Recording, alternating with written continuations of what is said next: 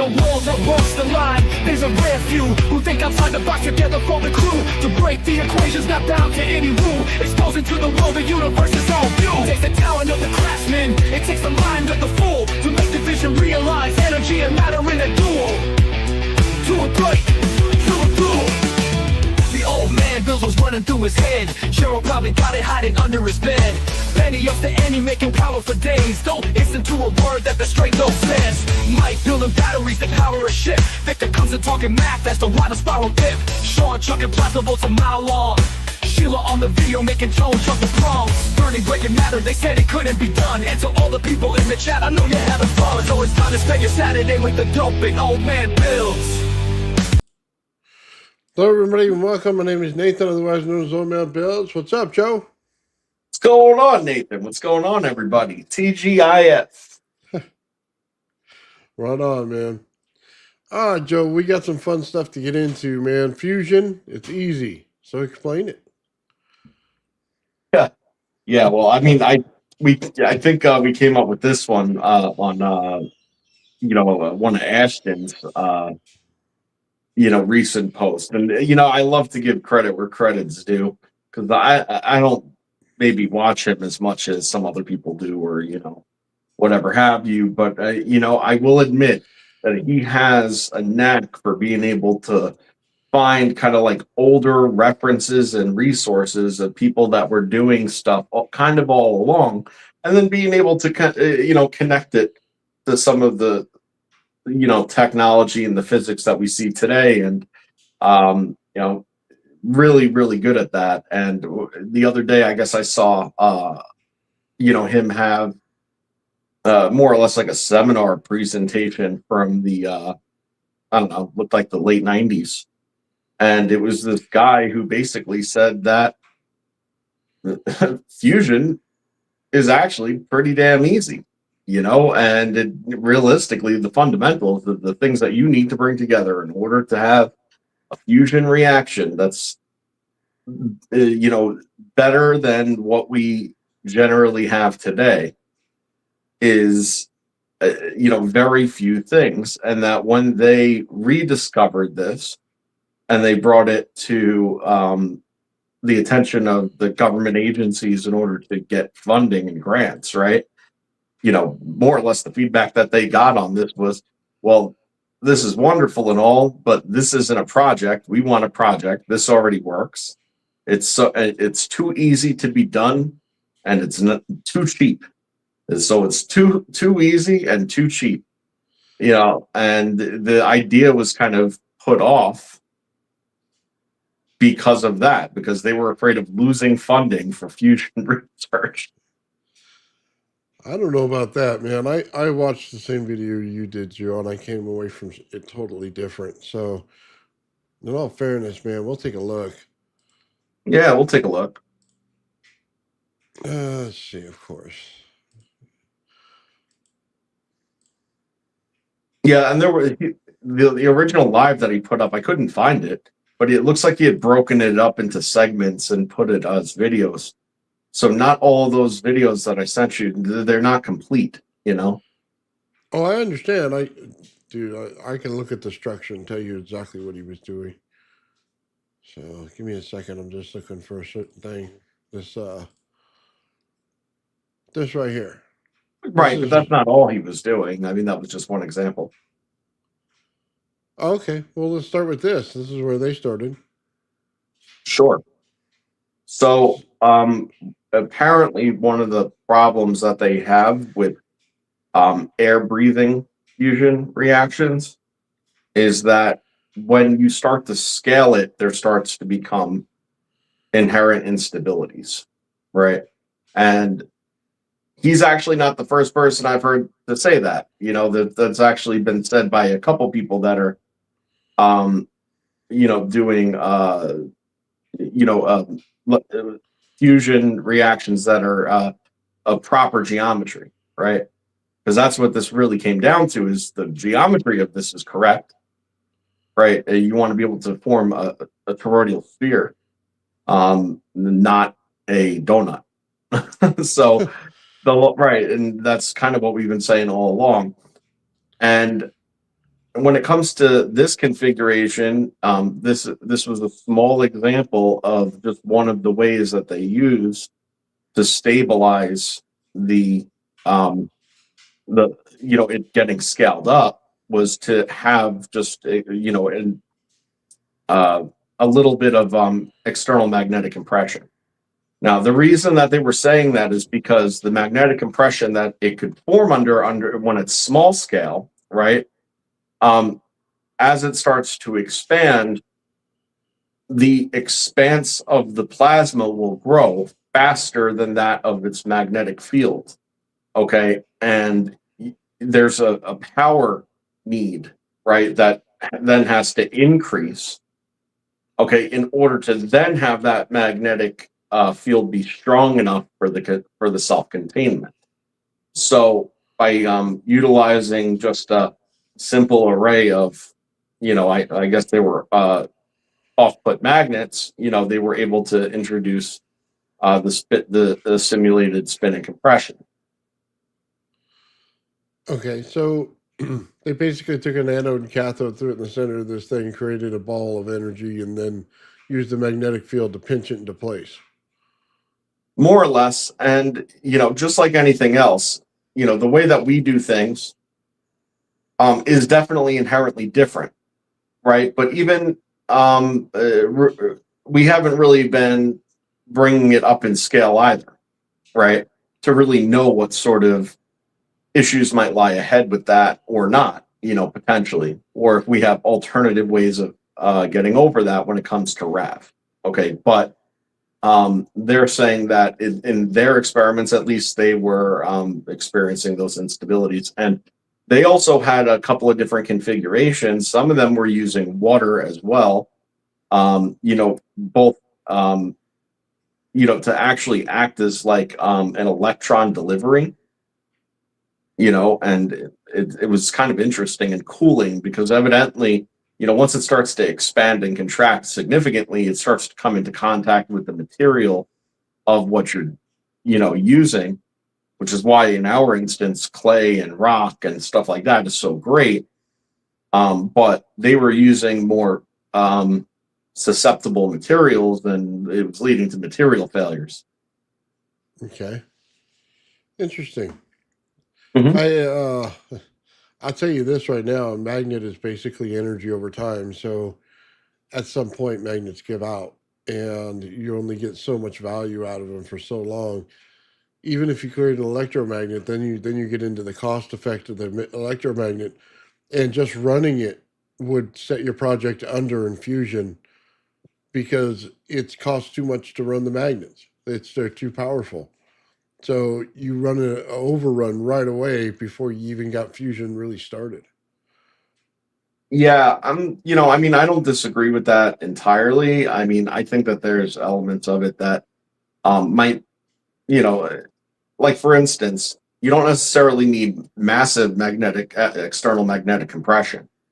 You know, all you need is it to be alternating in the same way that's going to entice the spin, because the spin leads to the stability and therefore also the compression. So there's a multiplying factor that occurs, when you introduce multiple magnetic fields in.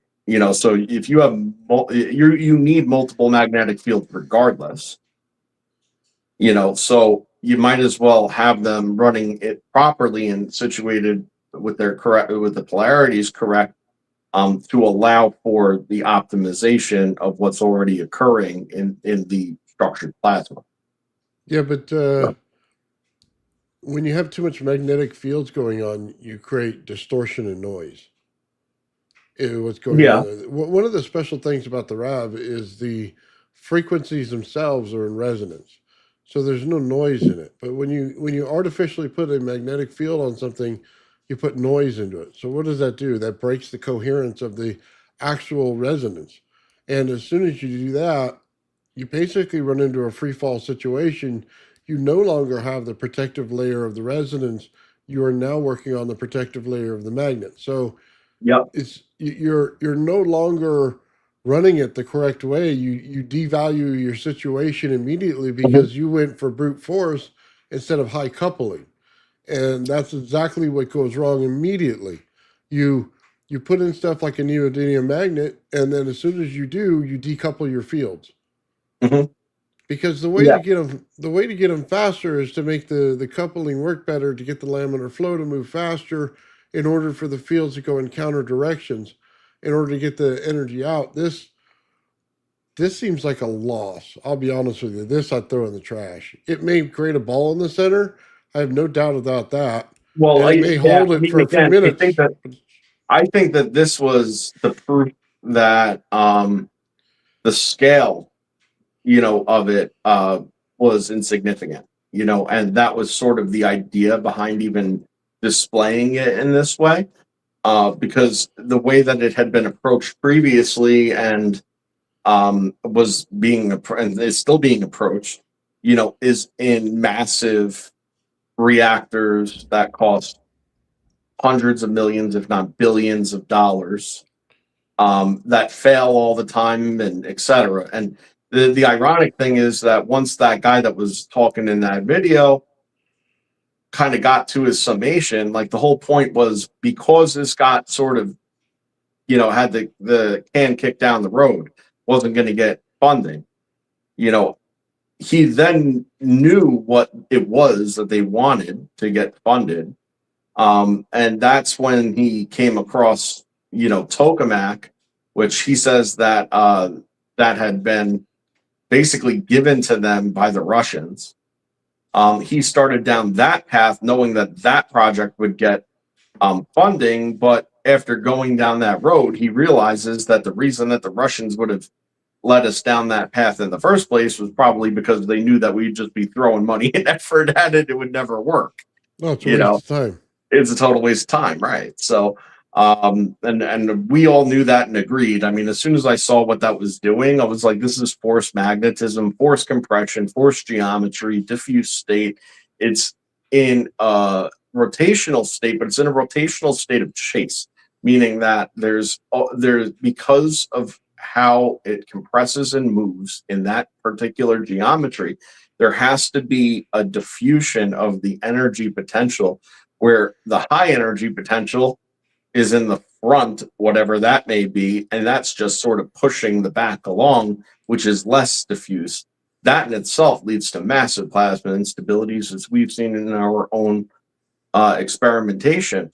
Whenever you get a nice plasma ball and then it gets a nasty instability and the thing just collapses, starts spitting crap out, like literal throwing globules and such out of the side, that's total collapse of laminosity, efficiency, and failure. And when you're talking about having the plasma be launched off in an uncompressed but high energy state like that inside of a confined material area, you're gonna have huge losses to your equipment.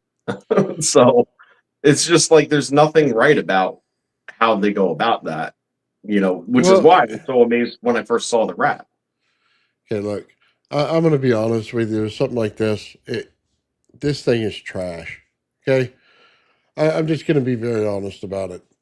You using magnetism means you have no idea what the electromagnetic field is, and you continue to fuck it up by continuing to put it in these magnets.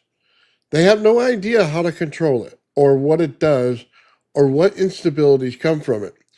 The problem is they don't account for everything. They have horrifyingly bad accounting when it comes to electrical fields in general. Okay, they say, "Oh my God, all of a sudden we have a bunch of radiation." No, the radiation's been there the entire time. You put it off as a rounding error in the beginning. Now it showed up again. You have bad accounting. You suck Yep. at it. It's the same thing when you go, "Oh my God, we have entropy." Where was entropy in the beginning? It was still there. It was on such a small level that you use it as a rounding error. What Right. happens? It comes up later in your system and it creates an instability you weren't planning for because you put it off as a rounding error. This is a screw up in science, okay? using magnets when you need to understand the magnetodielectric effect, dude, you just shouldn't do it. Okay. Mhm. And the people that start to build these things, I just look at them like you got to be a complete moron to not understand this. If you don't understand the frequency effect yet, you should quit. Take your thing, Mhm. hit the time clock, and just get out. Okay? The reason the RAV is so special is because of the magnetodielectric effect. It contains it at all costs. When it gets higher, it contains it. Why is it not containing it at certain points and it blasts out? It's simple. You broke the frequency zone. There are certain Absolutely. zones. Okay, you're breaking the frequency zone. So there's certain zones that it can work in. There's certain ones that it cannot. As soon as you go to Mhm. one it cannot, it bursts out. As soon as you put it in the one it does, you can have a higher volume of energy inside there as long as you understand those zones. Okay, they're all. Let me take this off of here so people can understand this. The reason this works, okay, is the same reason we had a problem with the RAV when you and Sean said that all the fields go like this in three circles. Okay, because they don't. They go in one circle one way, one circle to correct it, then the next Mhm. one again tries to correct it. Okay, Mhm. that's what goes on here. Why are they that way? It comes to an understanding of Floyd's suite. When you have wire wrapped this way and wire wrapped this way, it's a high voltage, okay, high amp field. And what are you doing? You're taking the flux of the magnetic field and moving it from one side to the other. That's what Mhm. you're doing. So imagine this is a football goalpost. Two posts coming up, goes down to one in the center, and then there's a little pad that goes around it, right? That little pad is what you're going to create magnetic fields in. It goes back and forth, back and forth. This is AC. Okay, this is how that slosh works. Mhm. That's that magnetic field pushing back and forth. That's how you pull the power out of these things. That's understanding what you're dealing with. This stuff right here is let's put high magnetic fields in it. Let's ruin the resonance completely and let's destroy the field. Okay. So it looks like a pretty bright show, but it's total garbage. So check this out. First of all, I agree with everything that you just said. And if, by the way, if you think that I just think it moves in a figure eight and that's what it does, I mean, that's one way of visualizing some of the energy exchanges. However, um, I certainly understand that there's greater dimensional geometry to actually what's going on. It's not just some flat and exchange on a plane or something like that. To be clear, but to digress, what you said is actually really interesting because not this guy, but there was another. I wish I could recall the name of the project, but I had shared with you at least recently another person that was um, achieving discount fusion. Okay. And when they went into their configuration, it was an anode cathode configuration, linear, okay, with no sort of intermedium or structuring like we do. Okay. What they did was kind of interesting though. Okay. They forwent the resistance, okay, that is the mechanism of the asymmetric exchange as being the mechanism of what allows the RAV to start forming a magnetic component and ultimately form, right? They forwent that process and instead developed a multi-frequency anode, okay? And basically what it did was it shot higher voltage on the outside, okay, of this chamber, all right, and shot a little bit lower voltage in the center. And what that did was the same exact sort of thing that our process ultimately achieves. Okay. It's because of the difference and the change in the frequency, okay, that leads to a compression state of the center. It gets boxed in, because of the difference in the voltage and the frequency. Yeah, but So every hold on. time you So, keep adding more stuff, it ruins it. well, hold on. So what ends up happening is as it goes down and it's traveling, okay, it's creating torsion. The torsion and the offset of the difference in how it's traveling, okay, actually starts to rotate the ball, which then creates the magnetic component, the same as it does with us. And then, Lord and behold, your plasma reaction, it forms a ball and starts to fuse. And they started off with using nothing but electrodes and water initially in their initial experimentation. And as they got funding for it, they moved to deuterium.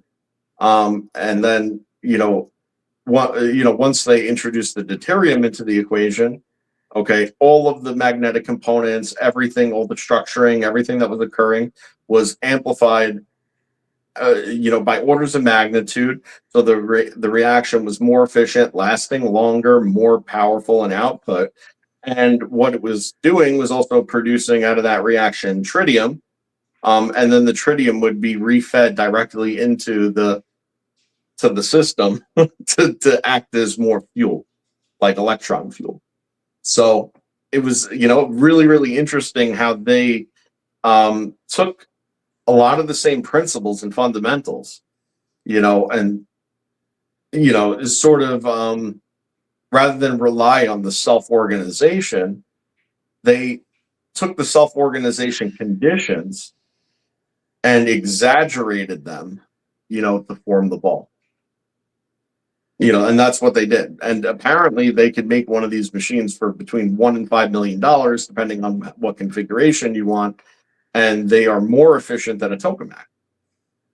Well, anything's more efficient than that. Well, right. Did they reach I'm over? just saying, Did they reach over unity on it? No, I don't think that they did. And frankly, I don't, we've discussed it before. What actually is over unity? Putting up higher numbers than you put in, because we know that that's not over unity. Well, over unity is basically you got to do a good accounting for whatever energy you put into it, all systems included. And you have to be able to, yes, put in less energy than what you get out. And none of these ever have done that. They've all violated the rule. And then in water, it's sound. Mm-hmm. Sound makes a bubble that creates a prism for light. Yep. Is what's going on. And in that, you get this ball. And what happens is the rotation of the sphere itself will create an exclusion zone and won't allow the water near it. Okay? It'll create a reaction because in any water, as soon as you ionize it, you can change the principles of the water. You can break the H2O factor and then add whatever you want to it and recombine it. Okay? Yeah. That's pretty simple physics at this point. Well, but, I have a different way of thinking about it, which is interesting because you can't create the RAV the same way like that. No, it's not the same effect at all. No, you're immediately saying, hold on, but you're immediately saying as soon as you create the fusion, you're no longer creating a RAV. You're creating something different, which is fine if it gets you to the end goal. If fusion's your goal, but if it's not a RAV at all. Well, I don't know. That's a complicated question because I think that the RAV Not really. I think that the RAV is capable of fusion, and I think that it already is having very micro fusion events. Not enough at all, to claim that that's the constant reaction. But I think that it does have moments of fusion events that occur just because of the torsion boundaries, how it all stays separate, and how it's all moving at slightly different speeds in coherence with each other. Now, things do break through those shear layers, and when they do, that collision would lead to a fusion event. And when you see a bright flash come out of the RAV, in my opinion, that's probably what you're observing when you see a bright flash. And yeah, with the water cavitation, like you just said, though, it's sort of interesting. I look at it, and I know that how you just said it is how we sort of accept it. And I'm not saying you're wrong, but if you think about it, and you think about what I've been saying all along about the relationship of energy and matter, the dimensionality of it as well. Okay. And I think water is the easy example to kind of get your head around it, because then air becomes way more complicated for your brain to conceive it. But in water, where it's a very clear liquid medium, you know that that liquid is taking up the entirety of that area, so to speak. So what happens when you push the water out, right? What's inside of it? Well, the answer is really nothing.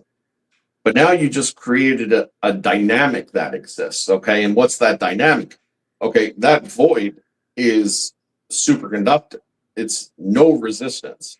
If you take into consideration what I've said previously about how I believe that the mechanism of pretty much gravity, time, etc., entropy, the nine, is an energy exchange between fifth and fourth dimensional energy, okay, entering into and reacting with 3D matter in 3D space. Okay, so when you open up this area with no resistance, but the entire other area surrounding it is flooded in dense matter, well, that energy exchange rate all of a sudden just changed significantly, because now there's no resistance. So now the pure energy is able, okay, to actually come in, leach in, to that void. And then when it collapses, there's a large energy release here, because when it closes, there's energy that's trapped, but it's no longer contained in the vacuum. So that's what I'm saying about it. So I don't know. I just think it's an interesting way to look at it. If you, start thinking about it as a little bit of a thought experiment, but. Okay. Let me see if I can't find the picture for you.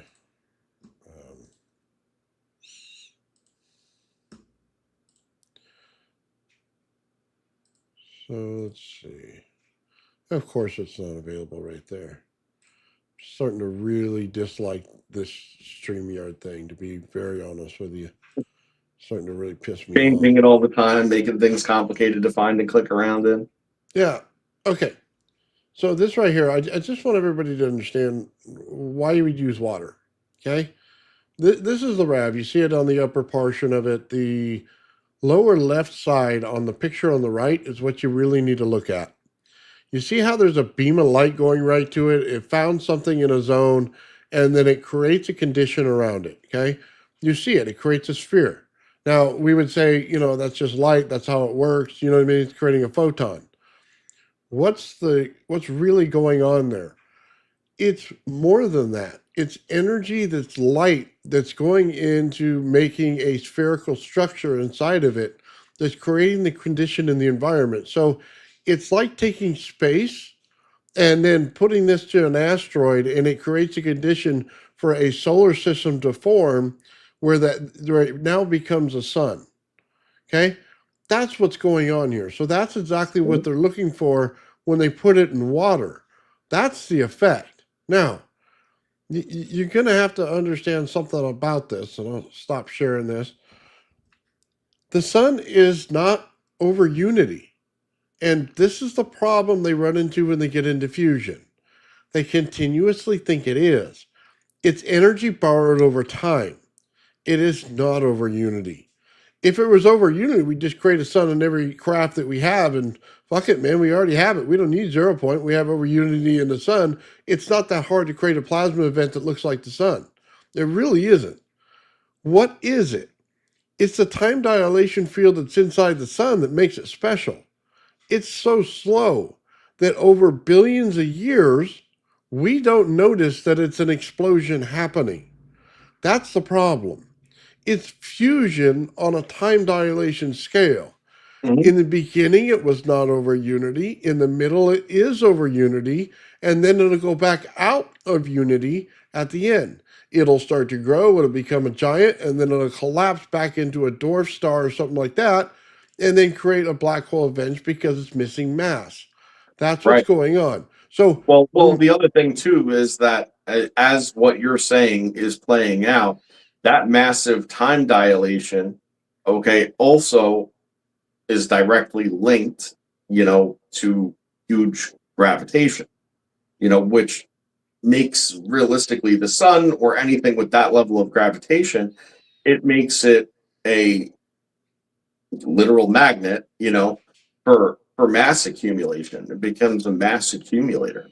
right. So it ends up growing and growing and growing. And it's like I said to you when we were kind of just loosely discussing the subject earlier, it becomes interesting because if you bring it back down to the relationship between the matter and the energy in a proportion, right?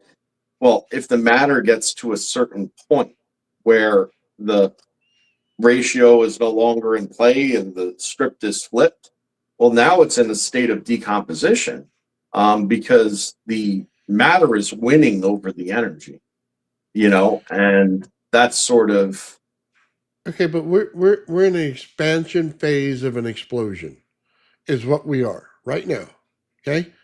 That's why it's creating the helium. That's why it's creating other elements out of it. We are in the expansion phase of it. That means that planets will still go further out every single time. They keep moving further and further away from the sun because we're in the explosion side of it. So, what is the key factor here? We want to capture the energy at the point that it's exploding, okay, where it has the most energy humanly possible at that point in time. Then, when it dissipates, we no longer collect it. We shut the valve off to stop collecting it. That's why 2 revs is so important. It's bouncing back and forth. It's a continuous explosion event between one and the other. You're creating a mass force in one, then you're shifting the flux to the other side and creating a mass force in the other, but you're doing it where it goes out of the realm of the rev, where it goes into the air. Then you capture it. But that's the whole point of time dilation, though. If you do not understand the sun as time dilation, you fail in the experiment. Every single absolutely agree. fusion, every Yep. single fusion one does not understand that. As soon as they go and put magnets in it, they failed to understand the experiment properly. You must create time dilation. Time dilation is only created by frequency. It's created because of the fields go rotational, rotational, rotational, okay, and rotational. Mhm. That's the only way you get time dilation. That means that you're slowing down the effect of the explosion so that you can pull more energy out at that point in time. You do not get a good effect when you just continuously hold energy in one spot. You do not have enough energy to pour into it. You need the explosion event. In holding the stuff in one spot with magnets, you automatically fail. It's a massive failure right off the bat. You didn't understand it. You didn't understand the explosion over time. You didn't know to slow down the reaction to pull the energy out in that point in time. This is Floyd's suite, okay? It is simple. Boom, boom, boom, boom, boom, creating AC going in a flux of magnetism. Okay. So let me It, let me ask you this. What does that mean for how science currently ages the universe, right? Because what this ultimately means, they're okay, wrong. well, not only are they wrong, but why are they wrong? Well, I mean, I have a proposition, you know, take it if you will, but if it all has to do with density, energy and matter density levels, right? We know that per entropy, right? It's always going to go like low to high, right? And the way that it ends up working is that the time as we currently experience it and currently measure it, right, could have been, much slower or faster back as per our perception back then, and things just keep going faster and faster as we go along. So all the first events may well have, taken a very long time, but then it just gets pushed faster and faster and faster and faster. See? So it's like, how do you work out that equation to actually get an accurate, as we perceive it and measure it on planet Earth time? Like the universe doesn't work on our clock because it's not subject to it might be subject to the same rules, but it's not all experienced the same because it's all relative. Okay, You so know? I know why.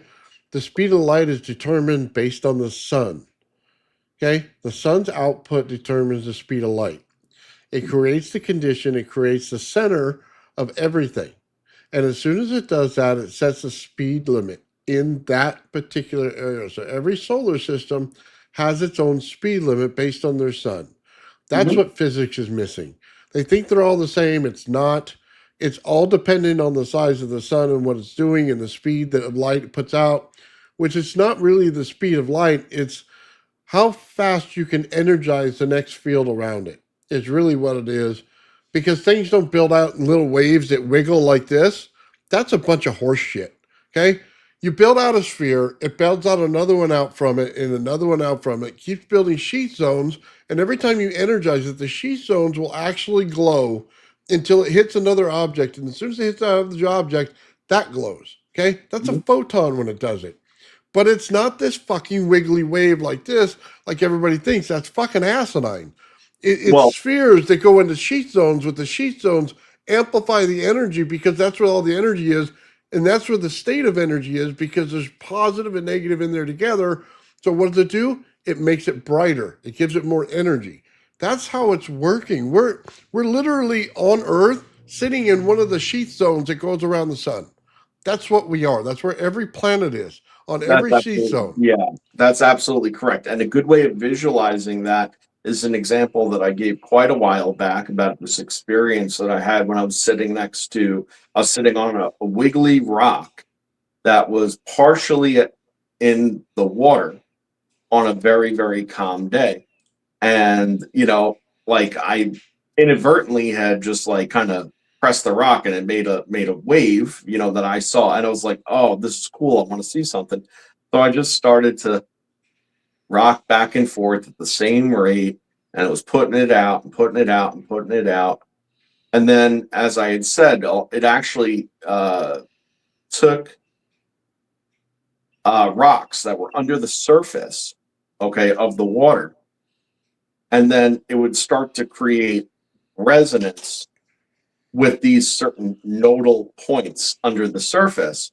That's because the wave is not just this, and it works in layers. You see, we observe it at the surface, and it's most apparent at the surface like that. Okay, but there's something going on above and below the surface of the water.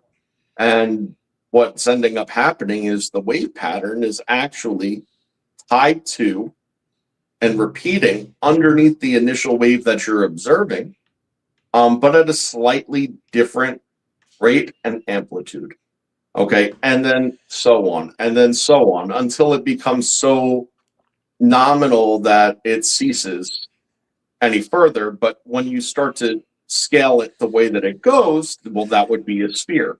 And just like anything else, when you create a difference in the geometry and it's in a state of propagation, even if it's two different mediums, like for instance, the surface of water that has ripples and waves going, and then the air, okay, it's actually having that same effect on the air above it as well, that would follow the same exact rules.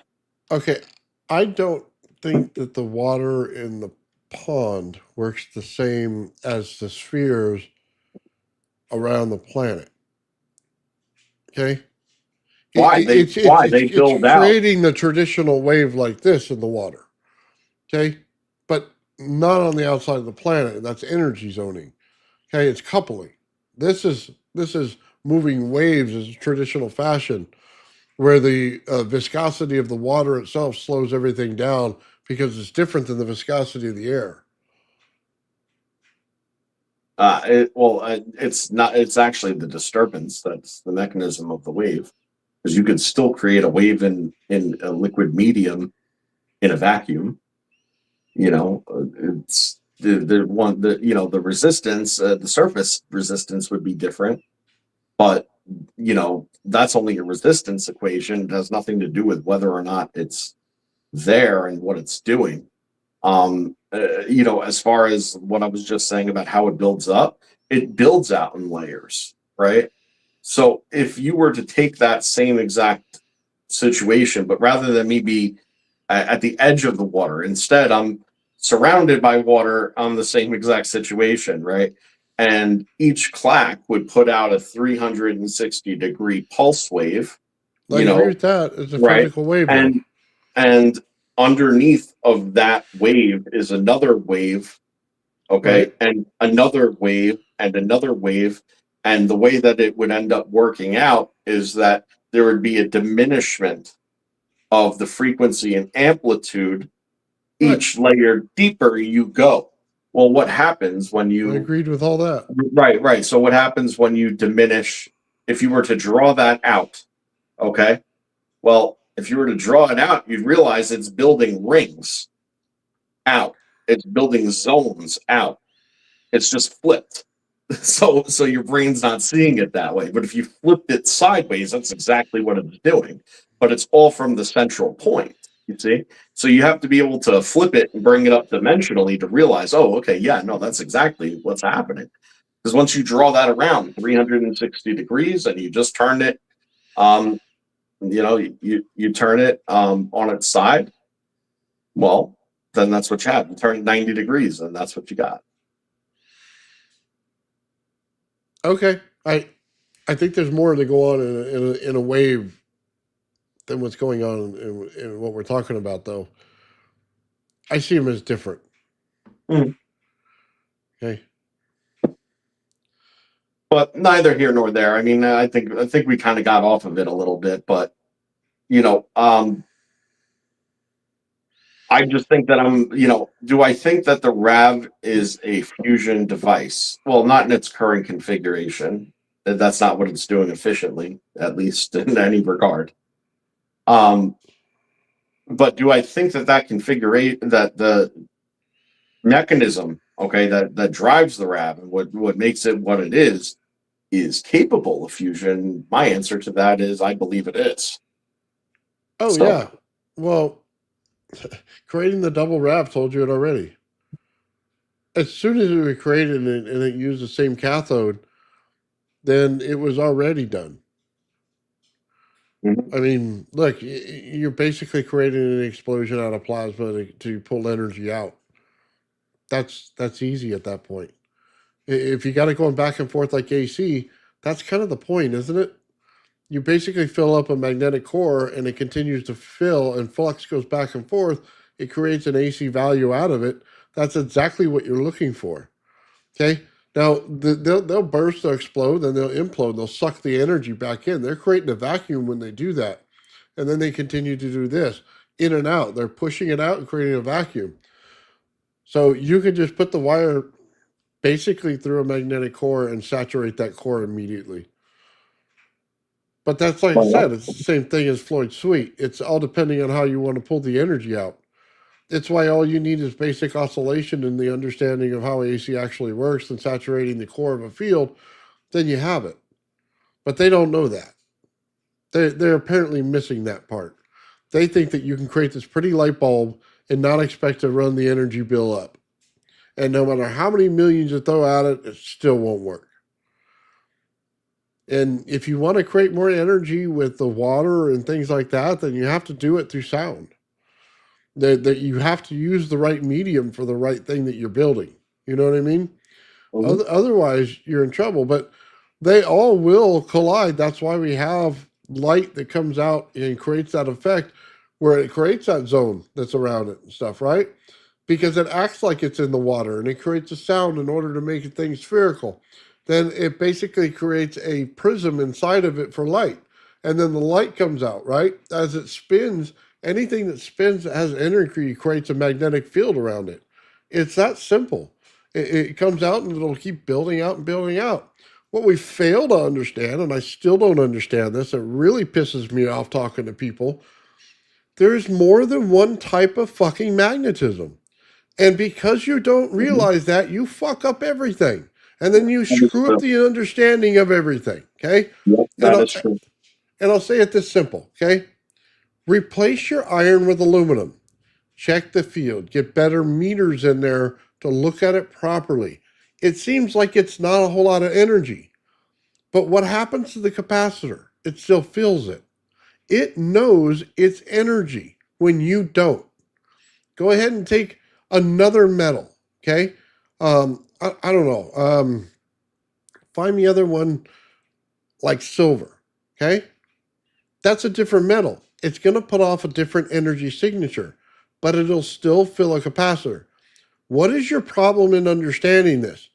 Is that the earth itself has all of the metals inside of it, and all of the energy goes through every single one of those pieces of metal and creates a secondary and third, fourth, fifth, up into the 20s and 30s different magnetic fields that are going on all around you at all times. So, Hmm. right now, we are not dominated by the field that is done in iron. You have to realize that. You can't go outside and throw an iron magnet out there and it go floating. Okay, we're not in that field. Nope. No, we're It's not. dominated by something else, and that's what you're not understanding. It frustrates the living daylights out of me. Oh, we could just flip an equation. No, you can't, because your equations are wrong in the beginning. You have bad accounting from day one. From day one. As soon as you knew that the sun was emergent and that it was an explosion, you should have realized that everything, including gravity, became emergent. The time, the gravity became emergent. All of it at that same time. It is not set in stone. For those of you who think about it, go drop some apples on top of your head. Go take two balls and swing them and drop them. Okay?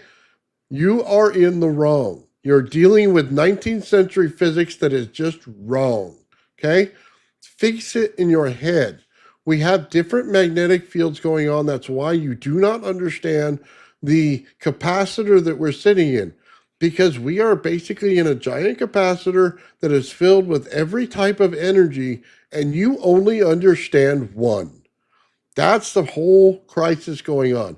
And number two, there's so much energy there, you couldn't hope to put out your field bigger than the energy. And you go, hold on, this one gets me all the time. My magnet's field is stronger than gravity. No, it isn't, you jackass. Okay? You are in the wrong locality. Let's move you towards the core of the planet. What happens? Your magnet couldn't wipe your ass compared to the gravity going on in there. Okay? You would be crushed like a little worm, just like that, because you're not looking at it. That amount of energy from the center core of our planet has to extend all the way past the moon. Okay, in order to do that, it is magnitudes more in strength than your little fucking magnet. Okay, it's the locality that you're in, it's the field that you're in that's different. You're comparing apples to oranges, and you should not do that. Okay, that's the problem. I mean, honestly, I agree with everything that you just said, and you almost hung me up for a second when you said that gravity um was stronger than magnetism, but you make a good point because it's relativistic, you know, Depends on where you and are. right, it's relativistic, and your magnet does not get stronger based on the gravity, you know. So because there would be no um gradient of the magnetism, that something that a magnet could pick up at the surface, let's say that it's got a maximum load rating of 100 pounds or something, or it could pick up 100 pounds on the surface. Cool. Like you said, and I agree with you. You bring that down in closer to the center point of the gravity, where the greatest coalescence is, the greatest pull, the highest mass pressure, right, exist, and the energy gradients create such high gravity in that case that 100 pounds may well weigh 1,000, but your magnet still will only pick up the 100. So what then? Like there's a point on that chart where those lines cross. So if you're looking, as far as on the planet is concerned, or in the atmosphere, or in space, magnets are greater than magnetism under those circumstances. But are they on Saturn or Jupiter? Well, Like hold are on. they I there? don't even agree with them on the surface of the Earth, and I'll tell you why. Because you're grading the magnetic field based on iron. You're not grading it based on the energy field that's around you. They're apples and oranges. They don't even have the same field going around them. It's No, like, okay. so you say, yeah, I got an electret in one hand and I got a magnet in the other, right? Both put out the same value if you put them into energy and get them into frequency and, you know what I mean? Things like that, right? But they're not the same. One field Well, seems weaker in the electret than it does in the magnetism, right? But they could be putting the same value to a capacitor. mhm. That's the problem. We're in a giant freaking capacitor. You have to understand which energy you're creating in order to understand why you think that way. You're not thinking the correct way when you say, I have an iron boron magnet and it's stronger than gravity. No, it's in a displacement from gravity. It's not in the same field as the gravity. Therefore, Mhm. you cannot equalize the two together. Not It only not never the can same happen. field, but it's not in the same location in the field. And that's one thing that I've kind of brought to light several times, where you are relative to the field is significant, because that actually tells you what the magnetic properties are, where you are. So when you take off from Earth and you look at, you know, us from thousands of miles away, and you were to sit there and imagine that magnetosphere, uh, you know, chart, our relationship with the sun that creates that magnetosphere, right? I mean, those are the outer reaches of our magnetic field as a planet. So, what that really indicates is that when you're on the surface, okay, you're in the upper but inner layers, okay, of that magnetic field. Now, also, you could see this because what do we know that we have in like the in the mantle, for instance, or what do we observe when we look up at the sky? Well, we observe, here weather, and the weather patterns are based on these eddy currents that are occurring, and that's an inner geometry of magnetism. And that's also what you see in the mantle, where you see huge convection currents occurring. And it's observable, and it's all relative, because if you were on the outside of the field subject to it, right, which is how the common mind thinks about magnetism, is I have this magnet, I have that magnet, north and south, well, like this, and the opposites, they don't. And this is magnetism because this is what I learned in the second grade. Oh, okay. I mean, there's a lot of different types of magnetism, like you said. There's magnetic components. Okay. And what is a magnetic component, in my opinion? Well, it's when you have a magnetic rotational vector. Okay. But the dimensionality isn't all there. Okay, so what does that mean? Well, that means that it has a magnetic potential. Okay, Oh, so a hold on. magnetic. You're saying the fields aren't there at all times? Well, it depends on what and what's doing. Like I said, if you just have an energy vector rotation on a plane, okay, that's a magnetic component that hasn't come into a magnetic field, so it doesn't have a field geometry, Okay, right? hold on.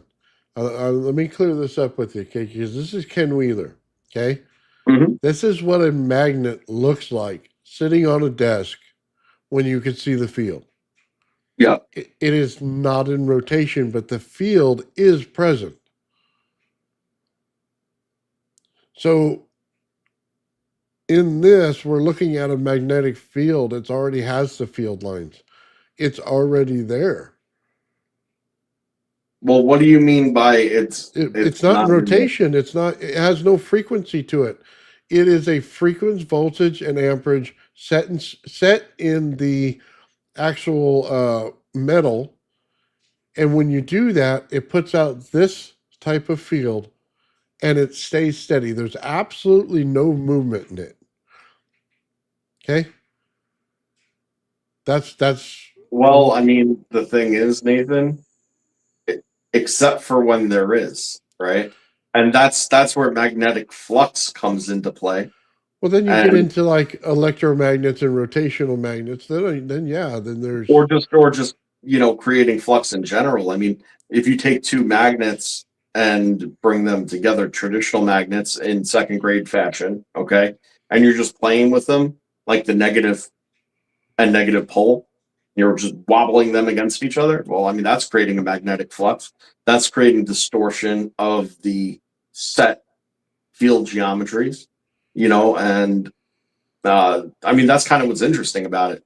It is fixed in place because it's stable, because that's how it's going to create, but well. it's not impermeable. But why?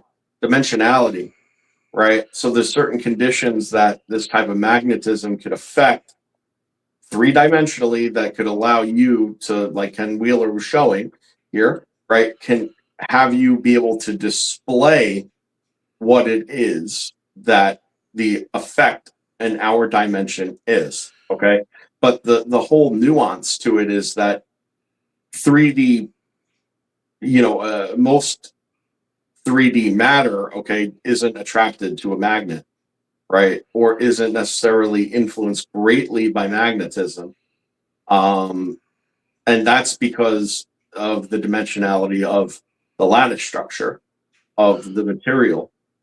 So, it's literally what you're seeing something like this, okay, you're actually seeing a three-dimensional representation of an upper dimensional geometry's manifestation in 3D, in its effective 3D matter, right?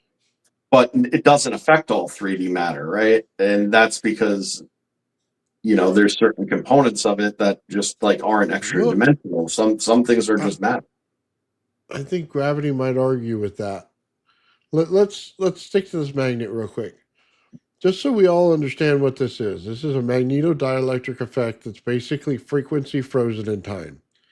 You remove the motion, you kept the frequency and the amperage in it, and as soon as you kept the voltage and amperage in it, and it created a magnetodielectric effect. You have the Mhm. dielectric in between the magnetic, okay?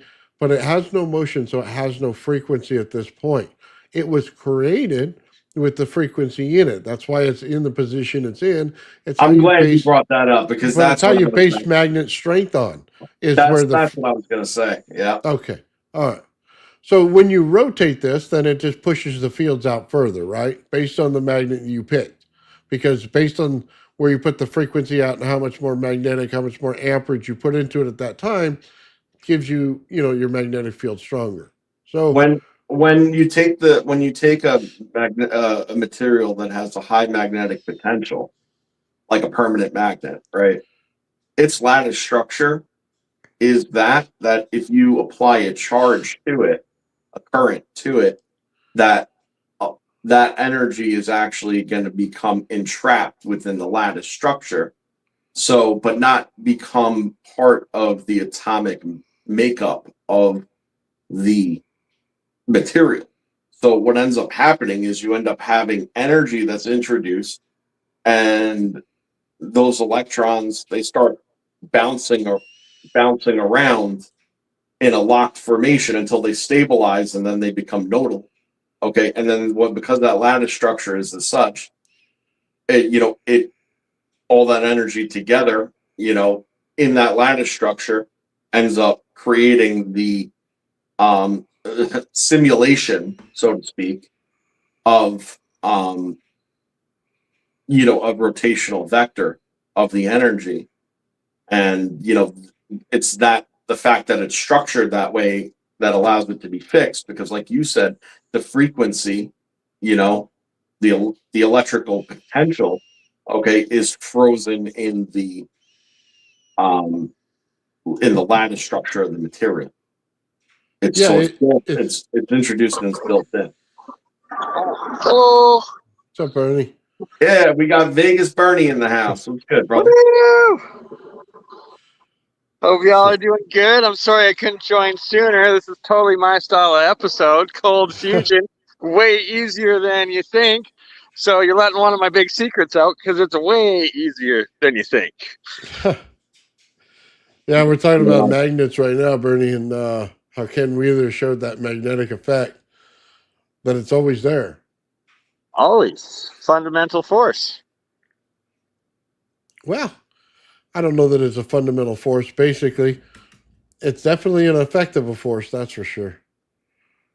Definitely. Well, see, this is where we come into the whole part with Dr. What was his name? Dr. Waping you. Yep, Dr. You. Dr. You. Here's the problem with his argument. We just saw it from Ken Wheeler. That magnet didn't move. There's no oscillation. There's no frequency, like he said. So in a traditional magnet, there's no way in hell it could be, gravity or anything else. The Yeah. problem is it's an electromagnet. That's what you have to base everything off of. It's definitely magnetism, but it's electromagnetism, which gives it a different property, which means it's always in motion, and it's never a stagnant field that builds out like a freaking donut. Okay, Yeah. that's just when they talk about that. This when you see, I don't want to say this. When you see what you're saying, you are now understanding what they were talking about when they said the magnetic field and why it works that way. Okay, not Faraday, but the other guy. I forget what's his equations. Maxwell. Maxwell. Okay, this is Maxwell's equation right here. A stagnant magnetic field that has no rotation, that has no movement, but it doesn't bounce in and out either. That's where he's wrong. It stays as a stagnant field. Okay, there's no frequency that's to super it. nuanced, though, Nathan, because like It I said has to about be. well, hold on. So, like we said about the lattice structure being the mechanism in which those conditions can be created, the fact is that the energy that's locked up in that lattice structure, okay, it is stable, but it's stable in a form of rotational oscillation itself. So, what you end up with is the macroscopic sum of the whole, which appears still.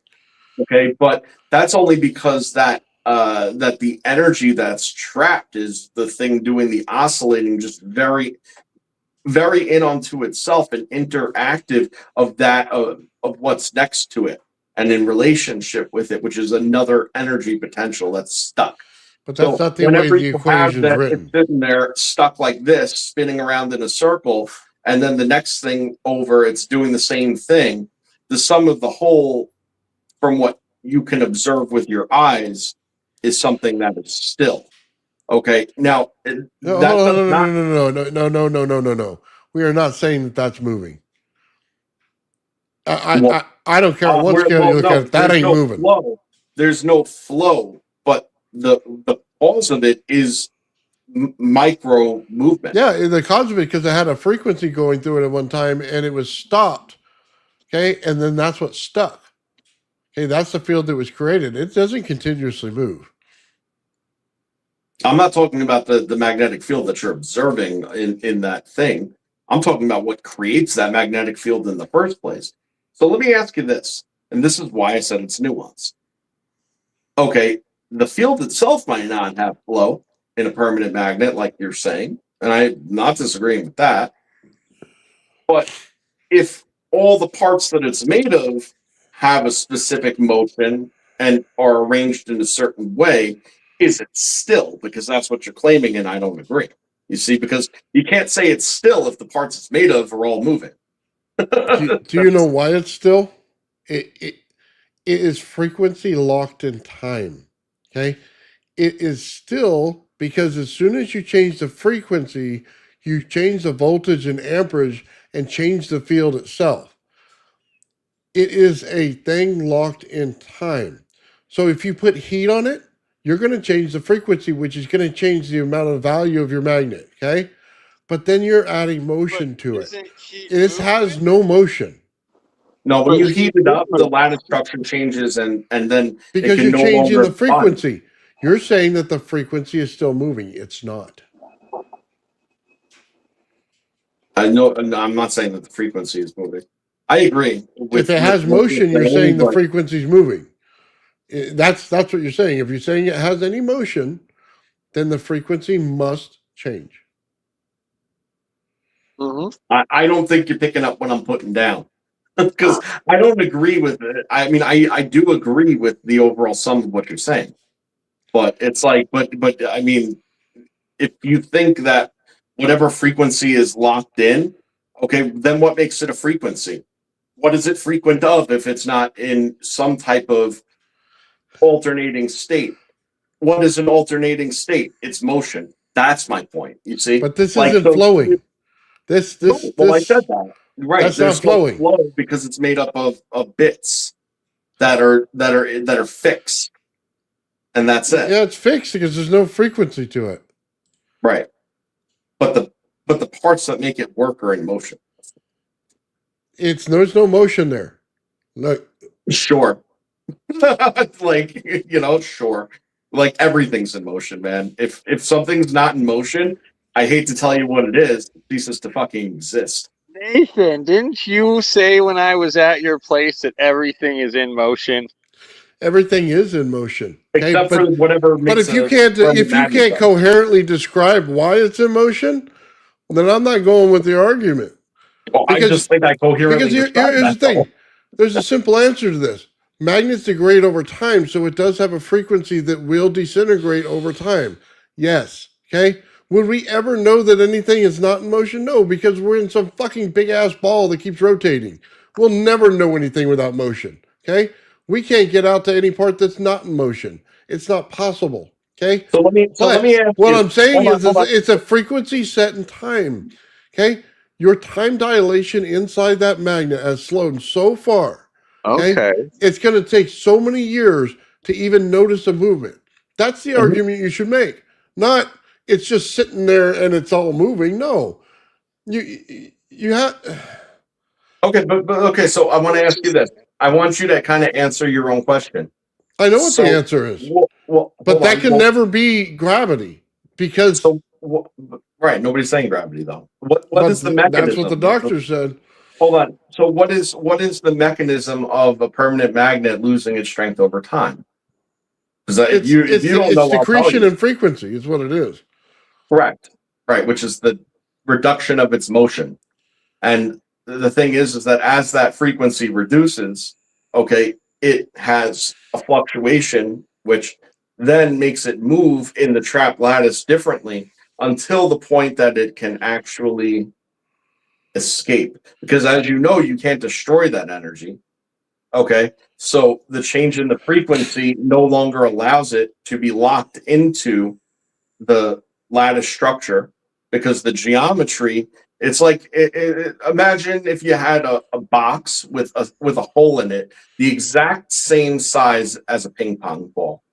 Okay, the exact same size, and you were to sit there and shake it at the same exact rate.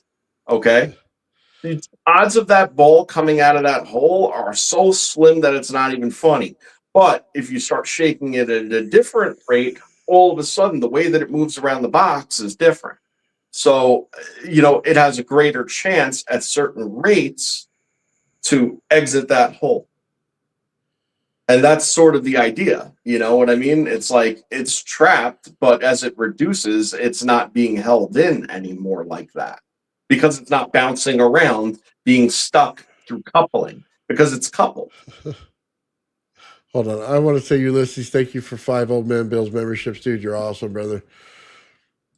Okay. Absolutely. And sorry, I just want to also throw in prayers for Sean Calderon that he's able to heal and his health improves, because we love Sean and we love his work. Absolutely. Right on. So, okay. Oh, man, the ball's in the hole. Balls in the hole. Well, we got a big ball behind us. Look. So if the ball's in the hole, though, what do you do with the rest? Oh, hold on. The whole problem in what the doctor said about this is a very simple understanding. Time dilation is the key to gravity. Okay? It's creating the spheres. Okay? It's creating coupling. It's not high energy. High energy is coupled. If we don't have it coupled, we do not have a magnetosphere. We have no zone on the outside of our planet to hold the plasma. It's not possible. Okay? That's the problem. You can't brute force something. And every time I talk to some physicists, they want to brute force something, and they do it in a completely asinine way. Okay? They don't understand the subtlety of coupling. Okay? Magnetodielectric effect has to be coupled. The doctor is continuously saying they don't. That's a problem. That's a major malfunction in what's going on here and what he says. Okay? It is a no from the beginning because we are in a giant electromagnet. And as soon as you do that, you have to take the rotational rate of the actual Earth into account. Okay, which means you have frequency, which is RPM. Okay, it's as simple as that. Okay, his argument fails on that, even though he's in the right neighborhood. He's got the wrong zoning, man. Completely wrong zoning. Okay, not only that, how can you understand gravity if you don't understand every type of different magnetism that goes on? I mean, agree. if you can't see that, dude, just poke out your eyeballs and stop talking about physics, okay? Well, I think that's why NASA's still grounded pretty much and using rockets, right? They don't really understand gravity. Just saying. I mean, everything that's out there has its own form of, well, to a degree, I say everything loosely, has its own degree of magnetic component, but that magnetism is not all the same. And again, the geometry of the magnetism and what type of magnetism it is, okay, is significant, as to what the relationship is to anything else, because it's all relative. So, like the position, for instance, in a magnetic field and what type of magnetic field that is makes a difference. And when you're in an electromagnetically induced magnetic field, and you're on the inner geometries, you got to realize that once you're on the central planes, central axes, and the closer you get to the center of that magnetic field, the relationship of the polarity starts to change, and that's significant to know too, because again, that goes against what people typically think. It's no different, okay, than the two types of charges, as they want to say, although they're pretty much the same thing, right? When they're headed toward each other, okay, you would think in your mind, well, that they want to connect, so they will, but they don't. They actually move away from each other because they see each other as the same, and the same things. They repel when they're headed directly toward each other, because it's like looking itself in a mirror. And then because they change, then it's not until they come over and cross it at 45 or less that then they go to make the connection. And that's significant in terms of this, because it has direct relationship to the geometries of magnetism, because magnetism works exactly the same way. Sorry, this guy in the chat says you're hope you didn't pee in the pool, Bernie. Shout out Samo. I also wanted just to state that two other parts of gravity related to one being magnetism, is temperature, right? The hotter it gets, the weaker the magnetic field. And is that why flame and heat escapes is because of magnetism being related to gravity and breaking that, and then also rotation on a propeller, right? Is that what's propelling? It's rotation in that you're counter rotating, and that's another way that breaks gravity. Well, it's like I said, airplanes are anti-gravity. Fight me. You know what I mean? Like, if you Yep. don't believe Well, that, well, I'll tell you why you're wrong. hold on. The iron works that way in heat, getting rid of it, right? Until you saturate it. Then the iron changes. So anytime that you put it in a ZVS and you put the iron in there, drop it in, okay? It'll get rid of heat until it turns one color, okay? That's when you hit saturation. Then it changes the properties of the actual iron itself. See, Mhm. that's when you get into superconductivity because you have a complete saturation of a field. Okay, so you gotta just make sure you put that in there, okay? Because some people get the wrong idea, man. They think, oh, it's always doing this. No, no, no, no, not always.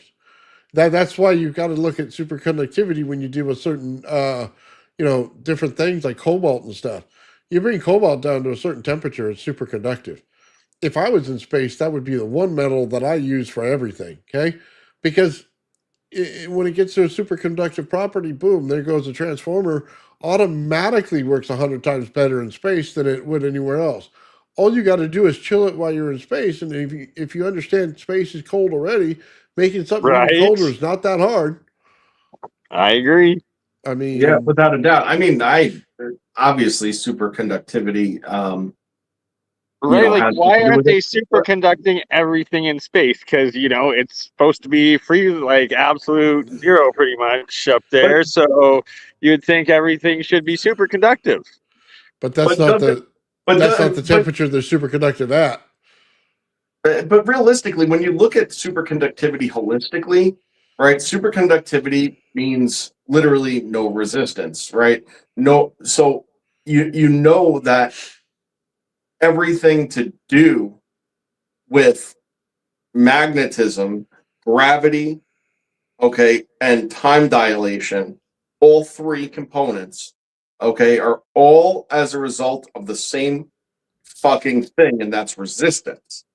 Okay, and fluctuations in resistance and relationship of things and how they deal with that resistance. So uh, that's really kind of what it boils down to. Once you just understand that which is holding everything back. But what is resistance? Well, in my opinion, and again, it's a little theoretical, right? But I believe that resistance is simply the exchange rate of the upper dimensional energy, okay, and the matter. Okay, so it's just that exchange rate. Now, if you sit there and you open it up to a void, okay, then you have that upper dimensional axis that allows that exchange rate to increase by orders of magnitude and allow that energy to flow in and interact with that matter, creating high energy densities. You know, that's sort of how I look at it. Okay, Okay. one of the ways, I'll just tell you something. You want to create some anti gravity in a rock, okay? I heard Gerald talk about this forever. I don't think he's got it. So let me just tell you what it is. It's not necessarily anti gravity. You're creating vibration. As Mhm. soon as you create vibration in the crystalline structure inside of the granite, and you have water in there, you're creating a pathway for it to be easier to push that thing around. The weight is no longer the same. It's the same way as if you take a giant thing of cement, right, and you put it on the ground, you can't move it, right? But if you rock it back and forth, you can get it moved, okay? But now understand this. Now place it on top of a little drum here and go like this with the drum. What happens? It vibrates right across the whole platform without a problem. So what do you actually do? And you're activating the quartz itself in order to do it. Why? Because quartz is one of those things that as soon as you tap it, it taps back, tap it, it taps back, and it automatically creates the oscillation for you. So if Mhm. you now have it in water, you saturate the oscillation in it. and now you can move heavy stone without a problem versus not being able to move it at all. That was a simple key. It's not necessarily floating it above the surface and putting it out. It's creating the vibration in order to move it. It doesn't get stuck in the sand. It continues to move, so it moves. You know what I mean? It's easy to push. It's a Well, simple way to understand what they were doing back then. Is they created the frequency that was in the actual crystal. That's as simple as it gets, well, man. I It's mean, it's rock or easy. no rock, all matter falls into that same subject matter That's what I'm when dealing with saying. gravity, right? And you would know this if you've ever had a vibrating like plate, or something, or a table that's shaking, and you move something across the surface. Ironically, there's certain frequencies that it could vibrate at that will make it much more difficult to move Oh yeah, I agree with across that. that surface. There's some that would have little effect, and some frequencies that would make it glide, like rapidly, because it's literally oscillating. It's bringing it into resonance. It's oscillating at a similar rate. That similar rate decouples it because it doesn't know the difference, but it's not connected, right? So it thinks, if you want to, call it that it's the same thing, but because it's not bound through a lattice, it is able to drift away from it Yeah, because it thinks it's part of it but it's not. but that's the secret So, of movement. yeah, well, yeah, Giving it's away cool. secrets. Uh-oh. Now I've done this before with the CME experiment that I told you I did, which again, unfortunately, because have to use my camera, my phone rather, to make it work at the moment, at least. I have had a hard time recording it, but by putting that box on the speaker, having a resonance chamber in the center, okay, creating an isolation, loose isolation. It's not hermetically sealed or something, you know, just a small isolation of that resonant chamber, and then having the uh, hexagonal cells that are all sealed off. The amplification event is phenomenal that occurs, and if you dampen, and remember, dampening is important when it comes to vibration, right? So when you have it properly dampened to the point where it's actually just moving, you put stuff on top of it. Okay. And as the frequency changes, when it finds that frequency it likes, it starts moving around. And it does that, okay, different than just maybe you've seen before when you hit that state, because it kind of looks like it's like moving, like alive moving, kind of like, Yeah, yeah. No, no. back and forth, like almost like walking itself and meandering a bit. I'm not saying that it's sentient and knows Well, where the fuck it's going or something like that, but I'm saying that there's a very definite motion to it that sets it apart just from something shaking on a table. yeah. Well, okay. Check this out. It kind of goes back to John Hutchinson, how he was cleaning the river. You see him turning the dial back and forth, right? Well, what he's actually doing is in a crystal, the frequency's not the same all the way around it. It continuously changes each one you get around. So where you have one frequency, you may hit the magnetic field, which will create the oscillation in it, right? But the next frequency won't do that. Okay. So what he's doing is he's hitting the continuous frequency around the crystal because he learned from the crystal cells how they work. So you hit frequency, frequency, frequency, and every single one of them is different. So you're getting a different effect out of each one as this thing takes in energy. It's kind of the hidden science of crystals that people don't understand. That's why you can Mhm. slap a piezo buzzer to the side of one of these and hit the right frequency, but it won't necessarily mean you hit it for every single one of them. Put multiple ones on there, put them at different frequencies, and then you're going to get max power out of this thing. Put it in the wrong frequency, and you're going to shatter the whole thing. Okay, Joe found that out when he put the RAV in there. True story. And Right. the other crazy thing is that it the proof is in the pudding. Look at crystal oscillators, where you put it into water and it literally creates a phase change in the water, right? It'll break apart. Oh, you're giving away more of my secrets, Joe. Yeah, Finish your exactly. Well, don't worry. fusion. Listen, Bernie, you're a sharp guy, but you know, it's like these things. It's I been know, it's sitting no in the secret. puddle for a long time. It's like, well, let me ask you this, right? And this is a great question to ask while Bernie's here, right? If you introduce a charge, okay, to water, okay, and then you place a crystal oscillator into said water, which it's vaporizing. Okay, well, what's doing with that vapor? Because realistically, first of all, if it's in a state of confinement, okay, it's still going to carry that charge because it's equally as conductive and able to carry that charge potential. Well, It'll it still carry that charge potential, self-organizes. but the further, more diffuse it gets, right, the further away it gets, it's not really able to interact with itself anymore. Well, so there's It it does in a sense that it self-organizes and it causes charge separation in that, and then through that process you get the phase shift. Perfect. So the thing, and that's what ties directly into what Nathan and I had proposed, which just seemed so perplexing at the time, but made so much sense, which is what's deterministic of what is the anode and what is the cathode?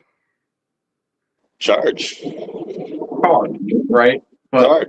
what's deterministic of which is which? Because the charge is Yes. the same.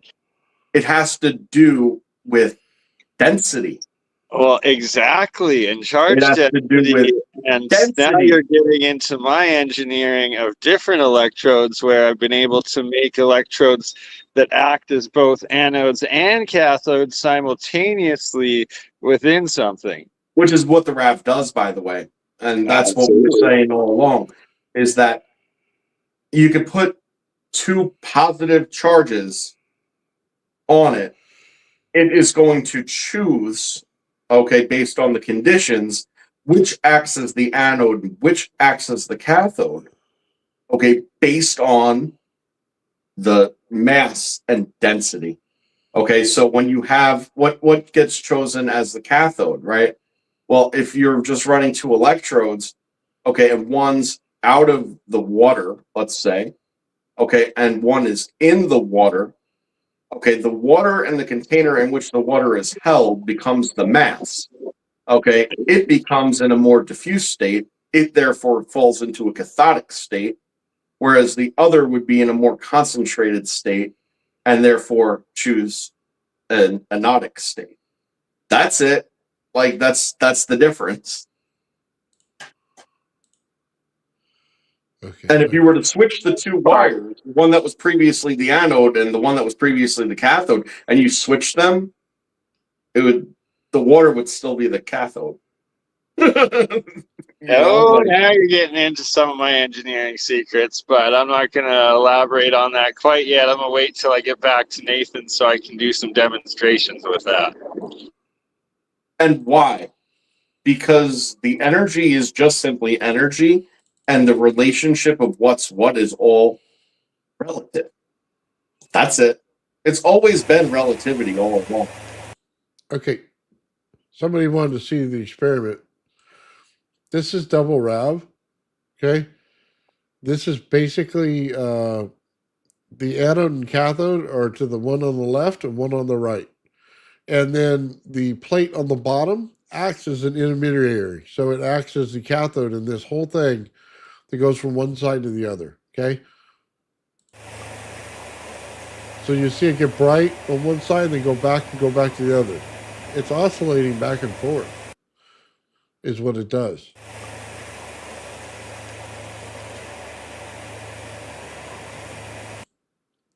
So when you want to look at this, it's like a goalpost. Like I said, football goalpost, it's real easy. One side and the other, that's the cathode, goes in like this, okay? Goes from one side to the next, just like this. That's what it's doing. Basically creating the flux. So, That's it. but the whole thing is to get it to create oscillation like that in an AC field, which is what Bernie's doing in water. Mhm. It's automatically doing it as soon as he lets off the energy. I saw it myself when he did it. He unplugged it and the thing kept working. Right? It was pretty slick, huh? I thought it was. We should have Well, recorded thank that you. one. Oh, we will. We'll do it all over again. Don't you worry. We got that and much more coming when I get back, Nathan. We still got another month of me being there to do all sorts of good things. Oh yeah. Are you Well, filing for citizenship while you're here? What are you doing? he feels So like it. I think so. I'm either going to try to find me an American wife or I'm going to stay the full 3 months and a day and then see if I can like self-deport and claim that $2,500 that they do for self-deporting, right? If you're That's illegal. fun. I don't know. Yeah, that's you know what, man. Leverage whatever you got. I don't really care. I just think it's funny if your highest viewed YouTube video was you getting locked up by fucking ice and throwing a fit over it.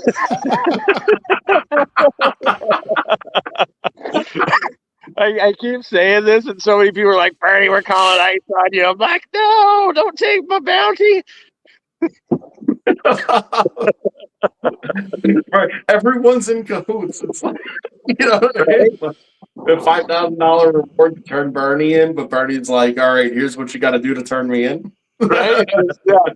Just split the bounty with me. Here's my Split the Venmo. bounty. Okay, I still got 2 months left before I'm illegal, so I got some time to figure it out. All right, good man. All right, I love you guys. I'm sorry I gotta get to going to lunch here, but we will see you hopefully later tonight, either on League of Extraordinary Adventures and/or Traveling Fools.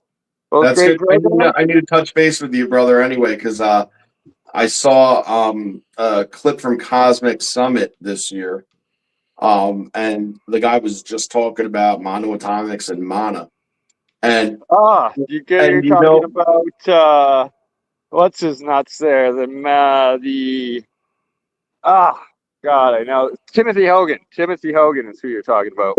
Timothy Hogan. That's exactly what I'm talking about. So I watched his seminar, which finally came out recently, I guess, because Cosmic Summit holds it back Yep. for a while, and I was impressed with what he said, but I just felt dirty hearing this conversation without one single mention of Crypto Alchemist. Oh, thank you. I'm just saying, Right. Well, it felt I'm dirty. probably going to be challenging Timothy Hogan at some point because he makes things unstable and they oxidize, and that's kind of toxic and kind of poisoning people. So, but that's a whole That's other fair. rainbow for another day. Hey, Love you guys, and hopefully we'll see you hey, hold tonight. on, Bernie. Before you Okay. leave, I Yep. gotta ask, dude. You went to Vegas to work, okay? That was the Yep. whole premise of going. I have not seen one day of work at all. Okay. Well, that's because I've actually been working. I just haven't been recording it yet because it hasn't been set up yet. But that's in Calnavari where Steve lives, and that's where I've been staying. But then Steve's friend Glenn, who was there, he just happened to have a free timeshare on the strip. Oh. So he invited me out to the strip. So I'm on the strip for a few days, soaking up the free this free epic resort and enjoying myself. So I'm having a little vacation time, but don't worry, tomorrow I'm headed back to the desert and I will be working nonstop. And oh my God, Nathan, the library that Steve has and that he's given me copies of stuff to bring back to you. We got homework for months to years with the amount Wow. of material, patents, and everything that he's got. It's gonna blow your mind. But That's yeah, awesome. I have been gloating a little bit. I have been showing off my best life as opposed to the work, but the work is going on behind the scenes. Right on. I'm glad to hear that, Bernie. Hey, enjoy yourself while you're out there, buddy. I thank you, my friends. Much love. We'll see you again. And guess what? I'm not making the mistake in hitting the end button. I'm actually exiting out. Oh, Yeah. thank Hey, you. hold on. One more Love thing and before stuff. you go. Just remember. Okay. All right. There are 3 holes. You run into one with 2, run. Oh, dear. Oh, dear. Apparently, what happens in Vegas goes on a Facebook the next day, and I was like, Yes, it "No, what does. happens in Vegas? I live stream, baby! Woo!" All right, much love, my man. My man, I should say. Later. Oh, it's so funny. He's having a good time. That's good. Yeah, no, he looked like he's having a great time. You know what? Dude works hard and he gets stressed out all the time about all sorts of things, that goes on, and he definitely, deserves it. So good You know for what? him. I want to show Bernie's lab, dude. We were checking it out. Oh You yeah, saw it. man, it looks great. We set him up. Give me a second to set this up real quick.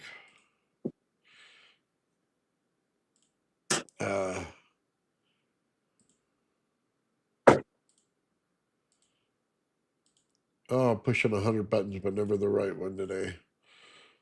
Okay, so for everybody out there, Bernie came over and we set him up this space. And by all means, we're not done yet, but it's looking cool as we go. I'll play it with the music. This is his.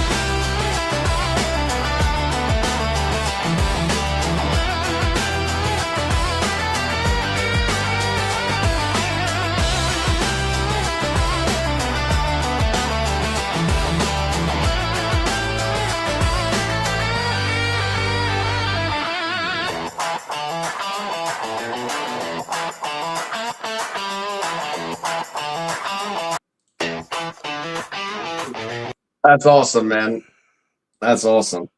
I was saying the way that it's set up there and how he's presenting and everything like that, it makes everything he generally does in shows, right? It's like so much, like it's so much more understandable. And like, then certainly not that I don't take Bernie's work seriously, because it's very, very serious, advanced work. But with the setting and everything, it feels that way too. You know what I mean? Oh yeah. It feels that way too. So good for him, and good for you on setting him up. Yeah, it's a nice, clean, organized area. Because when you look at his setup over there, he's got so much going on that he moves in and out. It's hard to understand any of it. I'm always looking at the wrong jar or something else, man. Yeah, or flashing lights, or it's dark or whatever. And listen, I'm not saying that there's any problem with that. It's very entertaining and I follow him in what he's saying, but it's hard to see the work. It's hard to understand always what's going on. This makes it so much better. Oh yeah, I definitely agree. And the good thing is, man, it's all coming out in like 4K, dude. It nice, clean camera work. You know what I mean? We're working on it. We're getting the best shots. Yeah, it looks great. So tell me, what have you learned about his experiments so far? Sorry. So basically, when he tells you put it in 5 volts and you get an immediate reaction, I see things dissolve in less than an hour. They're gone. There is nothing left. Okay, at 5 volts, which is just insane. We're talking about a little ball jar, 5 volts. He's got an anode and cathode in there. Real simple setup, right? But it's how he designs each one of them. If it's a single field, if it's a double wrapped field, 3 wrap fields, that all comes into it. Kind of a little bit of secret he does there. What materials he's using change the experiment completely on whether you can disconnect the power and it still runs. The way that he pulls the stuff out of everything and separates it is the coolest thing. Okay. He has a turkey baster. He goes over there and he sucks the stuff out, and he's got a good line on where everything is. So he's only getting the one color, right?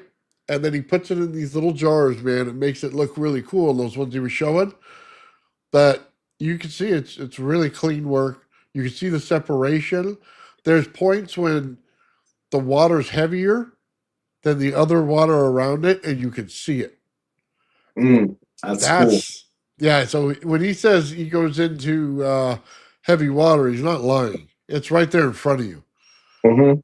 So Well, I mean, it's really cool because he's using physics to work the chemistry, because chemistry is physics, is what it boils down to. And when he's building those electrodes, like Nathan was saying, you could see that he methodically and purposefully wraps specific sequences, and the sequences are geometric, but they also add, aside from the geometry, they also create differences in the amount of mass that's there as well, the amount of interaction that's going on in that one zone, and that fluctuation itself is going to, like we discussed, right? It's going to create different zones of resistance, okay, different frequencies,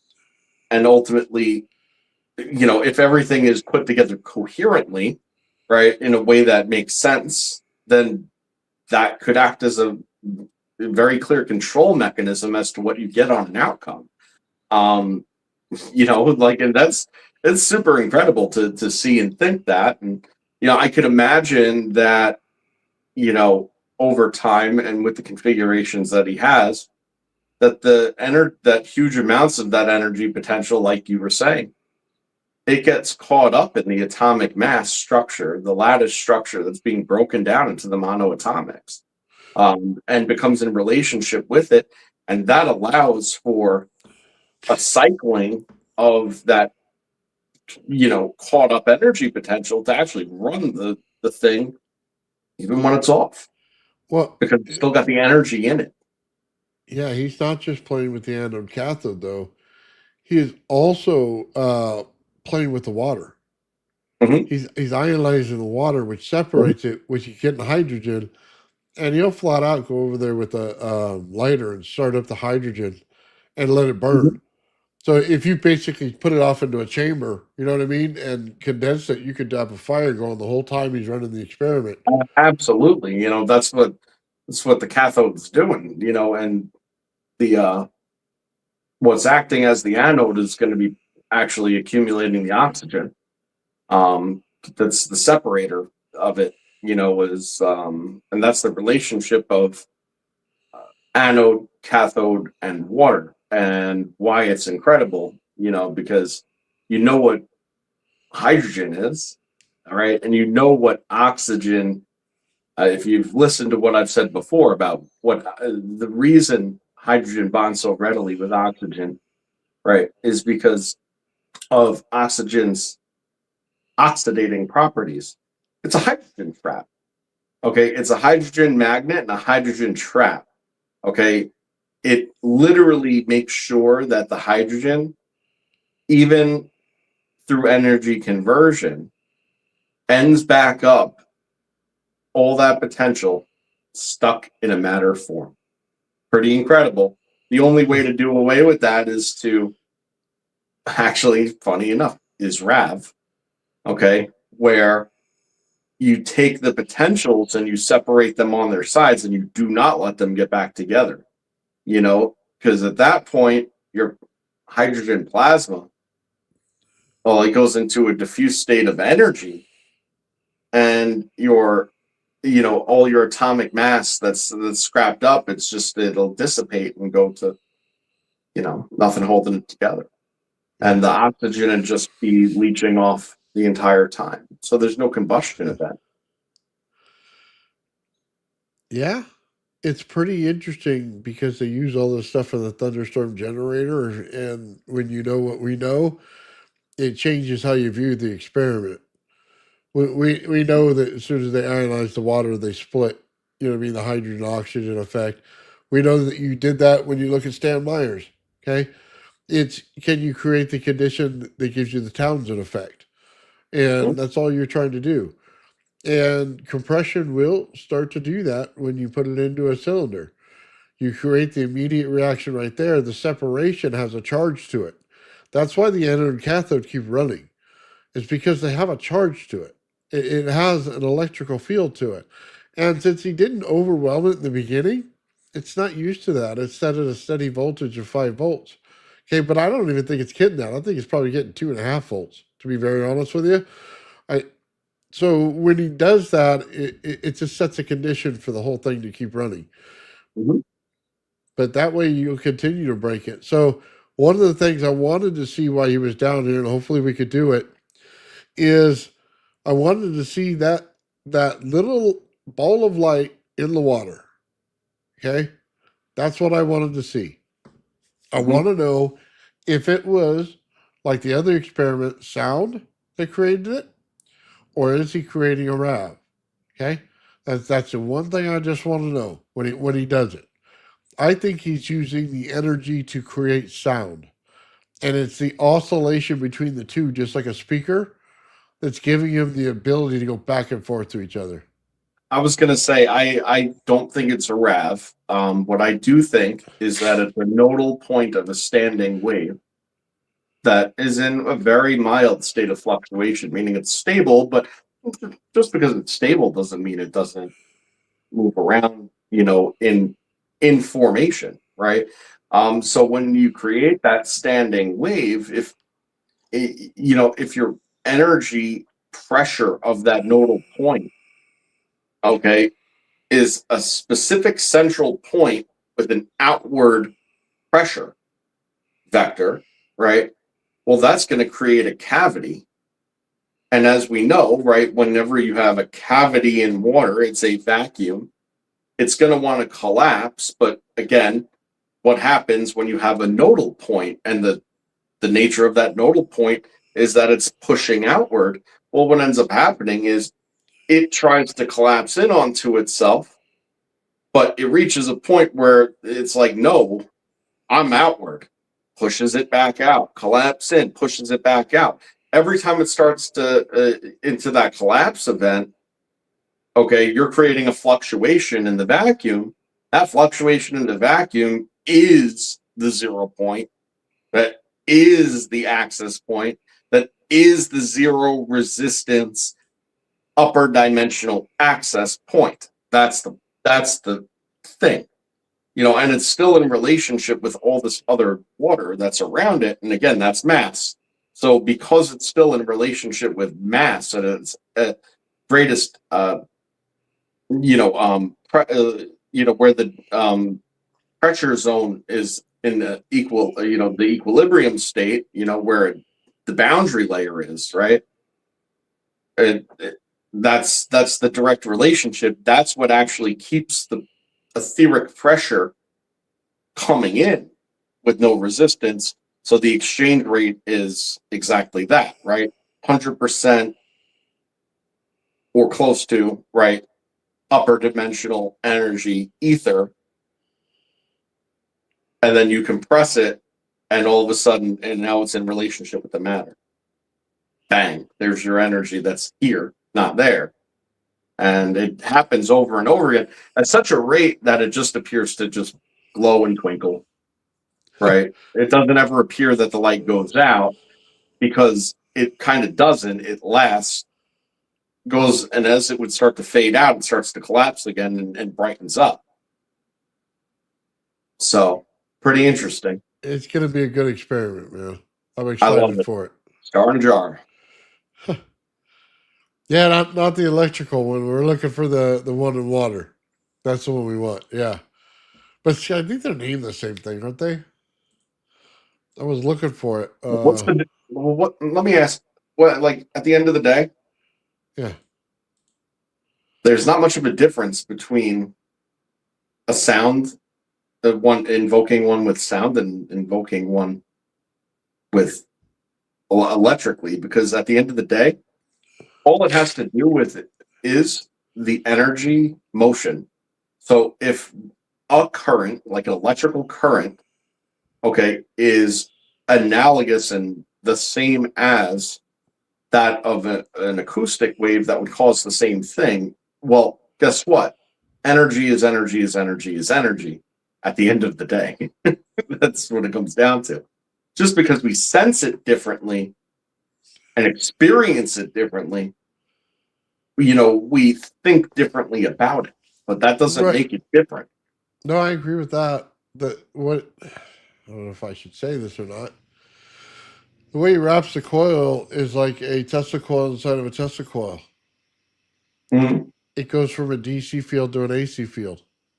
Yep. So you're putting in 5 volts DC, but you're getting Yep. back and forth in the flux. You're getting AC out of it. Mhm. But in a speaker, what are you doing? You're doing AC, right? So you're already creating the electromagnetic wave that is sound. Okay, but sound is also light. You see, that's the problem. You have massive compression to a sound wave, you're getting light. That's the star in the jar.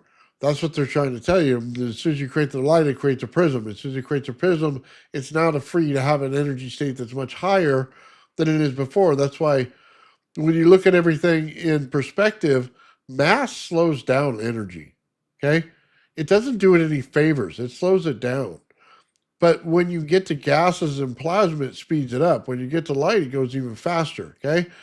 But that's kind of the point here, right? You're compressing it to get it to go faster because you're changing what it is. You're changing from a sound wave into light. But that's the conversion factor people don't realize. Mass is a hindrance, okay? It slows down everything. It's not something that's good. Now, okay, so my understanding is this, okay, and this is it's a little, again, it's nuanced, right?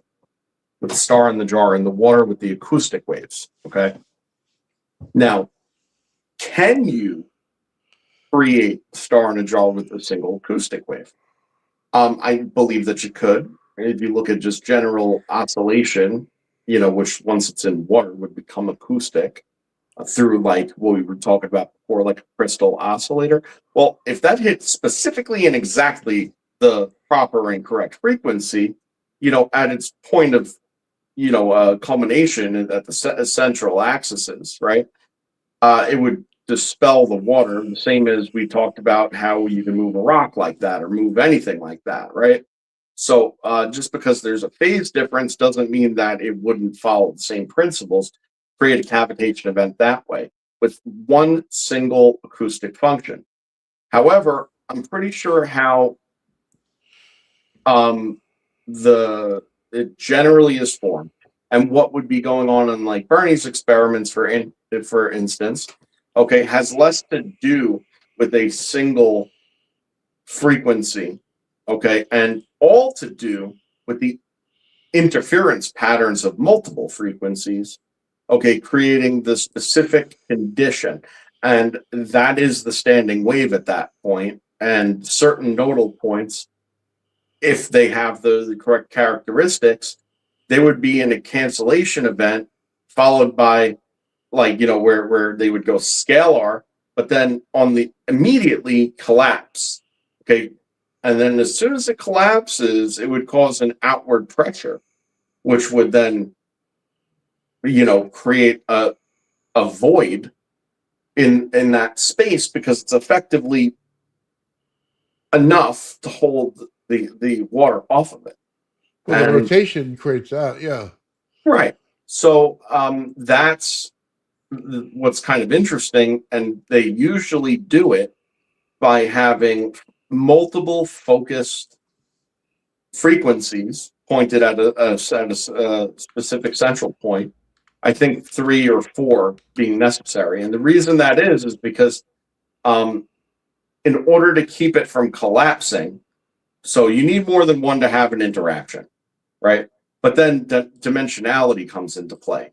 Obviously, when you're in a water medium, it's a 3-dimensional, free environment where it could go anywhere, right? Well, just like anything, okay, any sort of movement, and it's going to go off course there, fall out of that nodal zone, and then done. So you need to be able to hold it in place with, 2, 3, or 4 sources. Now, the weird thing is that because it's a wave, right?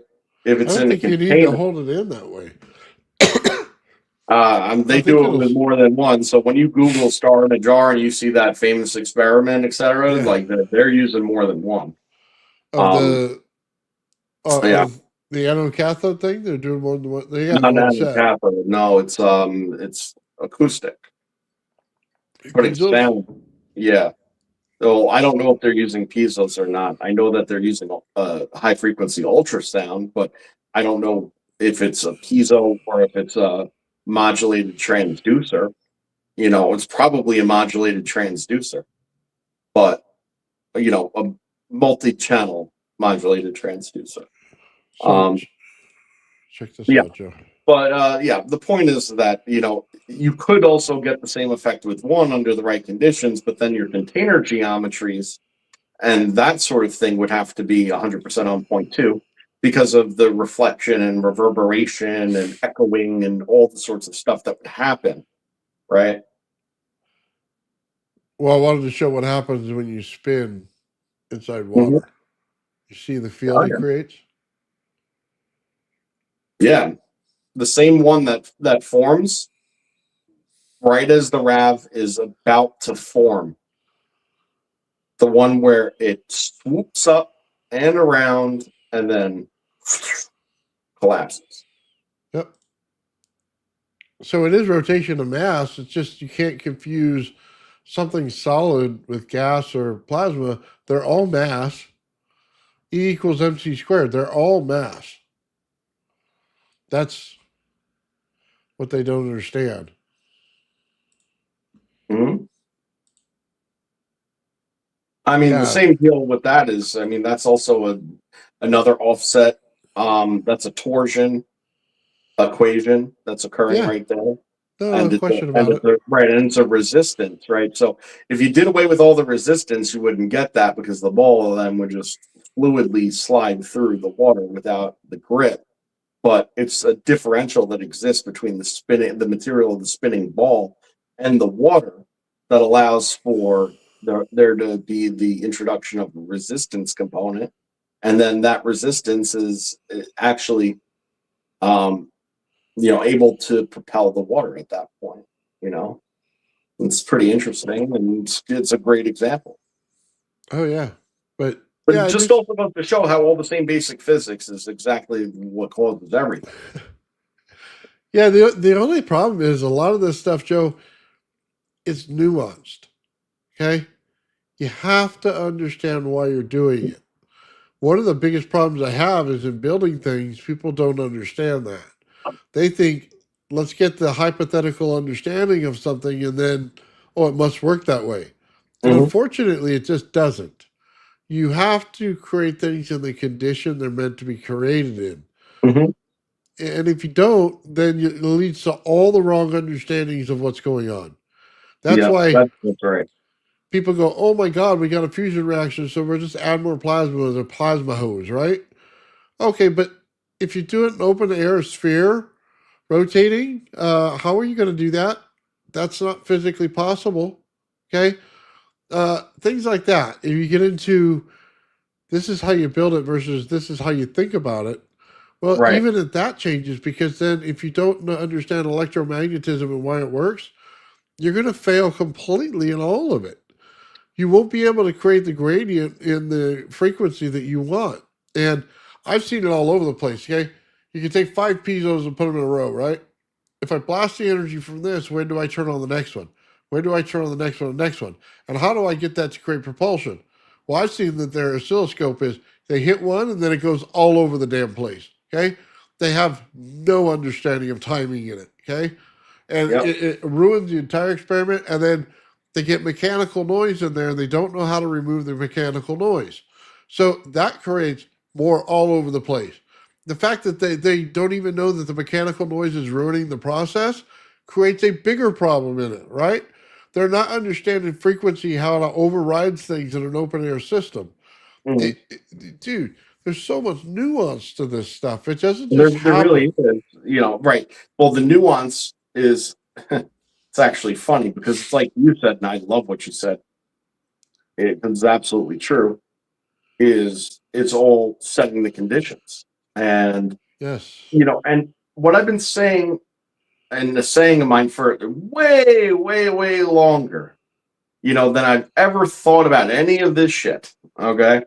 Like, it's not about having the right answer. It's about asking the right question. Right. You Answers are easy. Questions are hard. When you sit there and you make an observation, you think that you have a data point. So now, well, the apparent thing would be if you put more, then you get more, right? Well, we know that's not always true. But when you have a fundamental understanding of what each and every single piece is doing, okay, mechanically, well, then you could sit there and figure out what it is you actually need, right? And what needs to change. And that becomes the first right question to ask. What do I need? What needs to be exploited here? And what is the mechanism of that?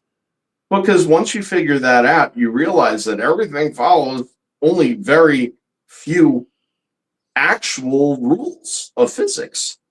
Very few. And they all have to do with the same exact thing, which is one thing's relationship to another.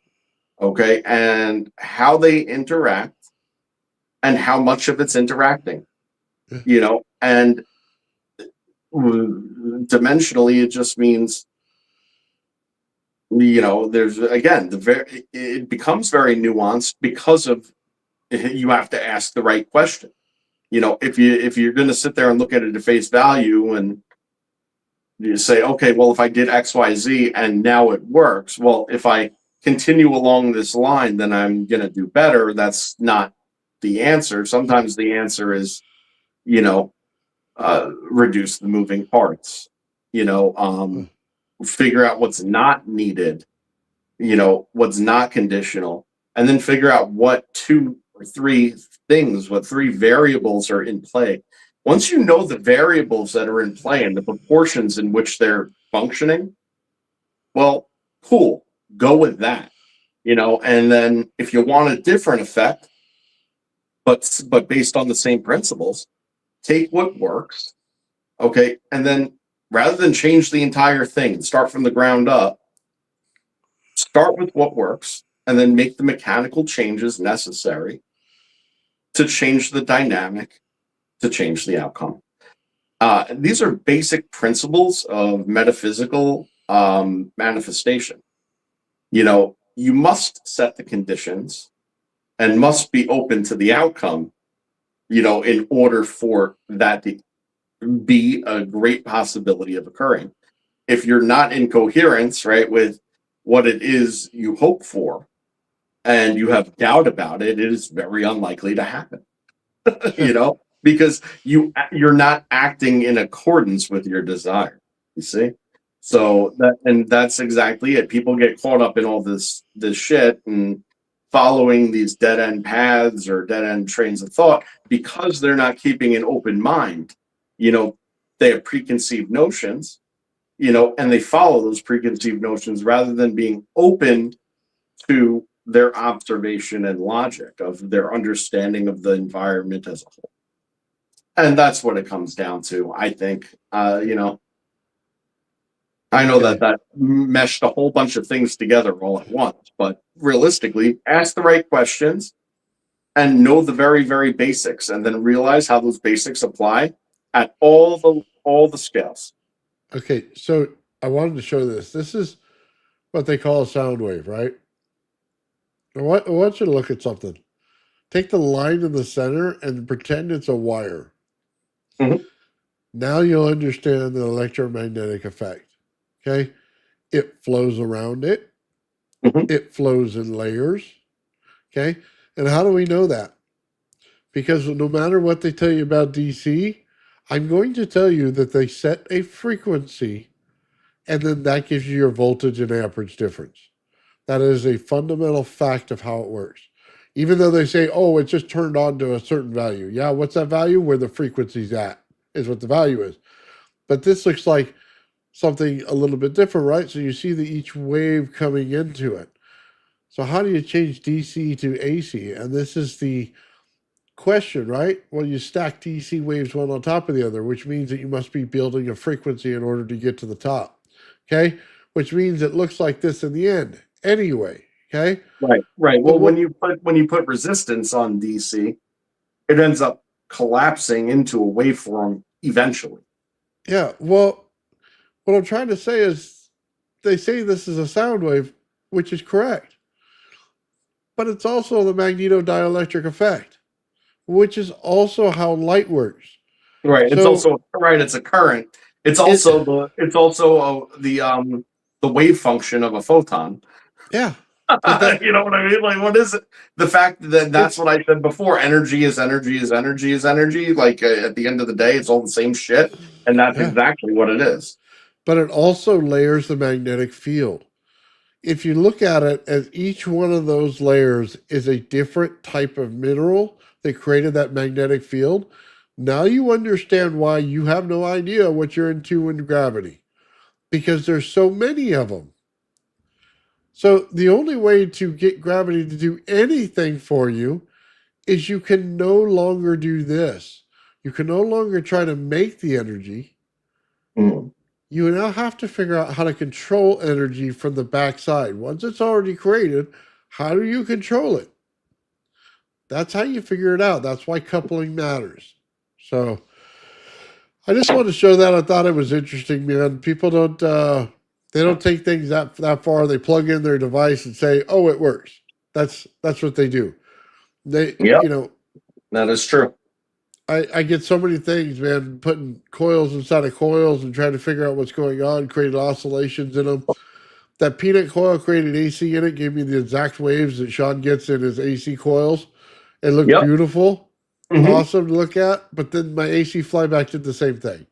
Yeah. Well, so like, and I always said this, and I was trying to explain it at the time, and I just think that you have a different perspective on the same information now than you did at those times. But what I was explaining about the geometries is that more times than not, when you're building it in that type of configuration, you're not going to get some crazy effect because like of a standing wave pattern or this type of interference.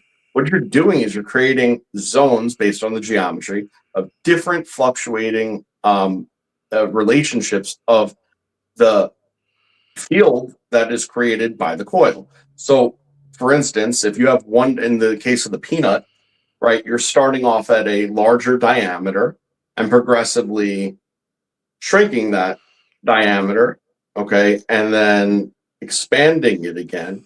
So, what you're doing is you're taking these frequencies that are occurring and interacting with each other at each wind, okay, and you're bringing it from one state, okay, to where now its rotational state has accelerated, okay, because even the but it's proportional and relative.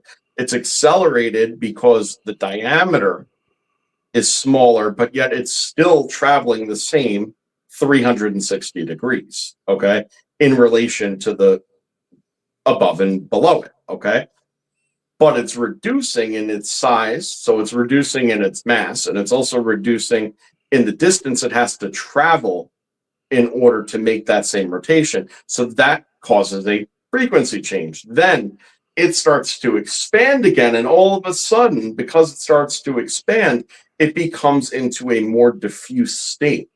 Okay, then because it kind of got concentrated as it was spinning up, but then all of a sudden it hits this wall where it's going to have to expand again.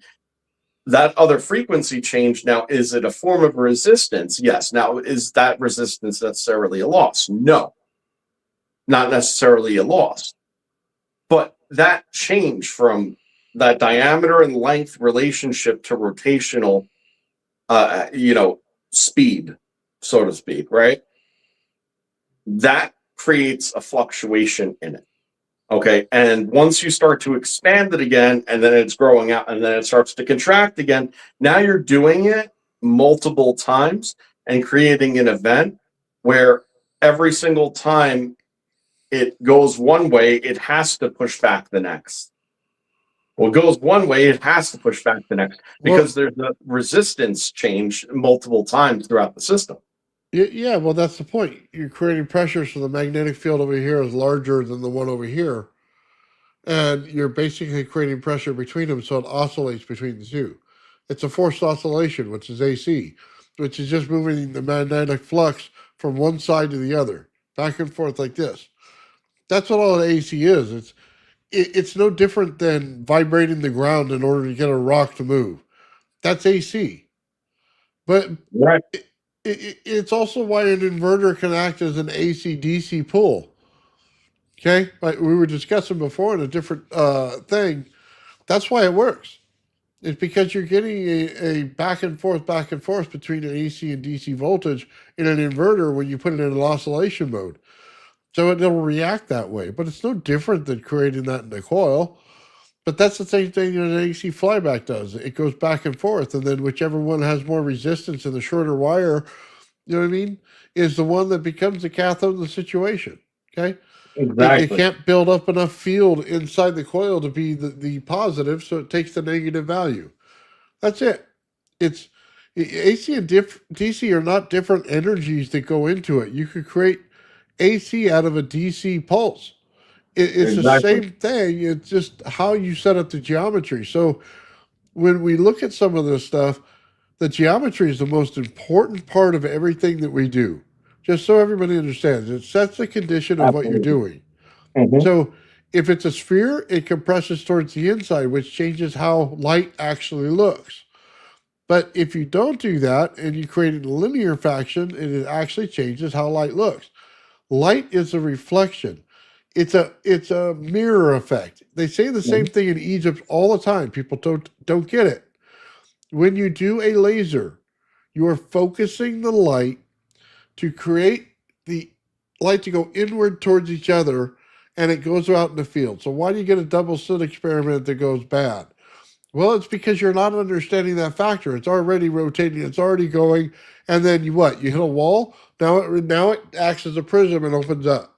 Okay, why? Because you put in a magnetic field in there with your body, okay, as capacitance, or you did it with a camera.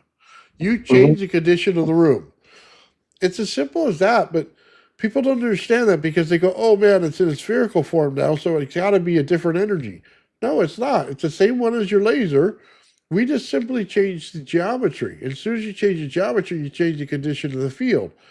That's as simple as it gets.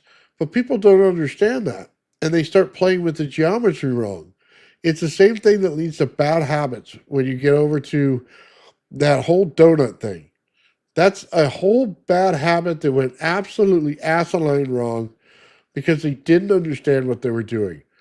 Faraday used a sphere. He did not take a donut and put it in the center and do all of his tests based on that.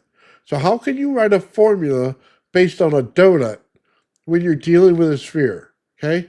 You have to understand the experiment you're looking at and what he did. I think that's the biggest failure in physics. Okay? Yeah. No, it's a good point. And here's a little thought experiment. Think about like actual hydrodynamics for a second, okay? Okay? And what I want you to suppose is that you have your donut like a tokamak, right? Which was the point of what we were saying today. Now, check this out. And this is, I kind of already said this, but in a different way.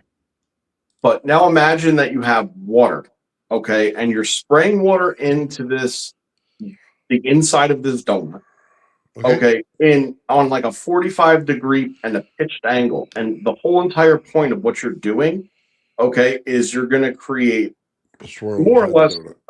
it's going to ride the walls 360 degrees. Now, let's say that you put the flow and the pressure, okay, which is, all right, flow and pressure, voltage and amperage, right? So let's say you put the flow and the pressure of the water, okay, to a high enough rate, okay, that it's able to go all the way around your donut, okay? Well, what the fuck happens when the the leading end of that rotation meets its maker? Well, you have instability. There's a huge differential that occurred, because there's losses. It's not superconductive and it's not in a dense state. It's in a less stable and state than when it left, and it's about to meet back up with the stable state. Now, the question is, provided that this water flow and pressure was induced laminarly, so in other words, like you'd have to have a like an introduction point that would literally be at the corresponding angles, right? And so basically the water could ride over it if you get it, right? Water riding on water. Okay. So you get what I mean? Before we go any further, water's going to be different than a field of energy only because you have magnetics in a field of energy, which means you have repulsion at the point where it comes back into itself, where it creates, okay? Where water doesn't. It's going to go right through each other, and you're going to create disturbance. No, the point is that the differential is too different, and that if and when it catches its tail or its tail crashes on it, it's going to destabilize. That's the point. It's not different than the energy is not different than water. You know, but it is because the differentials in a donut we're getting saturation. We're getting saturation in a donut. We're getting the field that goes 360 degrees all the way around, no matter what. It keeps spiraling until you get saturation. Mm-hmm. But the water only does that when it fills up, and then it'll have the flow inside the water. Under ideal under that circumstance, that's correct. But for visualization, that's I chose to leave it as it is what happens when it catches its tail at the source. Well, the tail, it has to be powered or else it stops. And as soon as it meets the rear, the differential is so great that it causes an instability of the leading edge, and everything that passes over it after that. That instability doesn't only affect the leading edge, although it does the most. Over time, it leads to the losses of that which created it in the first place. Over enough time, enough degradation and interference occurs that it no longer is sustainable. And that's the idea of it. And that's why I brought it up. And that's why I was saying with tokamak before. Remember, I was like, well, you're going to have higher densities at certain points, and it's chasing its tail. What happens with that? And that's why it's not great. Why is it not great? Because it never fully formed as a sphere. See, because a sphere doesn't have that problem because you added a full-blown extra dimension to it. Okay, so let me just say this about tokamak, okay? They run it continuously where the plasma keeps flowing, right? What happens when you pulse it? Okay? Then you just get a reaction from the magnet which compresses it immediately, which means you're condensing the energy at one point, right? And if you pull that energy out, then it makes sense. But they're not pulsing it. They're continuously flowing it. So like the water, it's going to be a real crap flow, okay? But if they pulsed it, then they can condense the energy right away, and then they pull it right away at its highest value. You know what I mean? They're not doing any of that. They're not taking advantage of that natural condition. That right there would probably get them a lot further than what they're getting at now. But that would mean that they would have to take trillions of volts and create it in the gigantic reactor that they created to do this. Do you know what the great thing about the RAV is and the understanding of it, Joe? Is it's the same thing Tesla was talking about when he's pumping the earth. Okay? Create two towers, pump the earth back and forth, just like you would the RAV. Back and forth, back and forth, back and forth. Create the energy, pull it out in the center point. That's exactly what he was trying to say. It's not that difficult. We can pull the energy of the earth in the exact same manner. That's why it's more important than some tokamaks. That's like child's play energy compared to what the earth does. and it's just two towers pulling back and forth to one another. Okay, Yep. it's the same thing I'm trying to show with my Tesla coils when I reduce the energy. How do I get the trigger voltage to go, the energy in the system to go lower than my trigger voltage on a MOSFET? Because I'm bouncing them back and forth at the explosion event in order to create an increase in the actual MOSFET to get it to trigger higher. Okay, but it's doing it based on its own oscillation frequency that it's setting out to do. Oh, by the way, we brought something up before, and then we kind of went on long about the subject, and I didn't throw this one in there. Remember when we were talking about the RAV, and we were talking about the sun and time dilation, right? And we were talking about the differential of frequencies, right, and how they have to be layered out in order for these things to occur. Then we know that Sean, he took the photo HARP measurements and he got the layered frequencies. We saw that. We knew that. So, we see that. But then there's especially in the earliest experiments, it was the most apparent. But there was also the very definite pulse rate that light was emitting from it. And what you noticed is that the frequencies what it's made of are much higher frequencies than that which are measured. Okay. And then all those culminating, then lead to the pulse event. And that pulse event is actually one. Bless you. Thank you.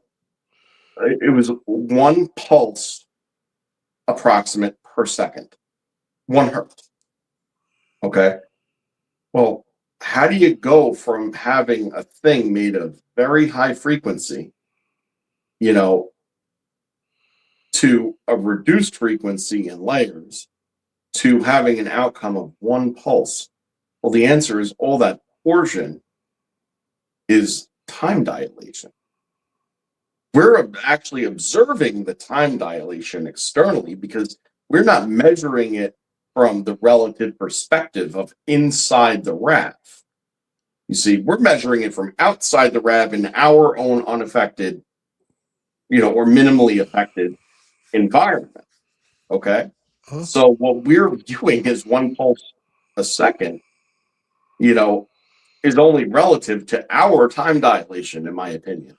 And that's one of the things where the frequency goes because of all the resistance that ought to occur, but it doesn't act as an energy loss. It acts as a frequency change. That's it. So and why? Because of the torsion and the spin. See? Torsion, the spin, pressure, all your differentials change. The gravity fucking goes high internally, and then that changes the whole entire, local dilation. The same as we were talking about when you get closer to the center of the earth. No different. We're looking at it from beyond the surface of the earth, but when you're there, right, it's much different. That time dilation is much different. That gravity is much different, much greater. Let's look at this. How do you get a nuclear explosion without the explosion, but you get the effects? See, Ashton talks about that all the time, but do you really know what that means? How do you get the time dilation field that's holding in the energy of the blast without the blast itself? Torsion. It's the time dilation field. But that's time dilation field, but what is that? It's torsion. It's the resistance. It's the energy torsion of exchange. 3 different fields. It's the not energy torsion of exchange. one. Right. And they can't hold on. They cannot go the same direction because they'll never hold each other in. No. They have to go different directions to hold each other in, or else it all goes into one mush. He goes away. The greater field geometry, and that's correct. And that's why when I sent you that diagram the other day, if you want to put that up, in fact, I think people would like that. Do you remember the one with the blue and the red and the tetragrammaton in the middle with the RAV? I have no idea where that is, Joe. Oh man, oh man. So I'll send it to you right now. Hold on. Let's see if I can do that without dropping. oh, sorry. Yeah, but our military's using time dilation fields. I don't know if anybody's figured that out yet, but they do. That's why it's kind of hard to talk about. That's why would you get rid of a fusion if you knew you could create a fusion? Because you're creating a time dilation field, and they knew it. Because you don't go from the A bomb and having that statement of how do I get the effects of it without the explosion, and then go into fusion and not understand it correctly. It's that simple. You created a time dilation field to understand it. Now you could properly put it into perspective. Yeah, so I sent that to you, and I think that for simplicity purposes, this shows the anode cathode relationship and how the fields get built better than any demonstration that I've put forth so far to visualize it. But realistically, what you have on the right-hand side is the anode bias, and on the left-hand side, you have the cathode bias. Okay, and then you have the anodic energy, okay, actually traveling through and back, okay, the cathodic side, and vice versa. Now, when you do that, the whole reason in the first place is because when the energies are pulling toward each other, because they want to make that connection, they realize that they're the same thing when they're headed toward each other like that. Okay. So they deviate away from each other, they repel. Okay. And then they go make a collection. Okay. And they start to come back. And when they start to come back, okay, they're going to actually come into relationship with the other side heading the other way, the other way, meaning that now the attractive event occurs. So there's a repulsive event of the current, an exchange, an energy exchange, a return, where then when it returns and makes the contact. How does it happen? It happens all at a 45-degree angle. Okay. By the point of interaction. And once all those sides unify in that way, it creates a asymmetric energy exchange between the two sides that occur.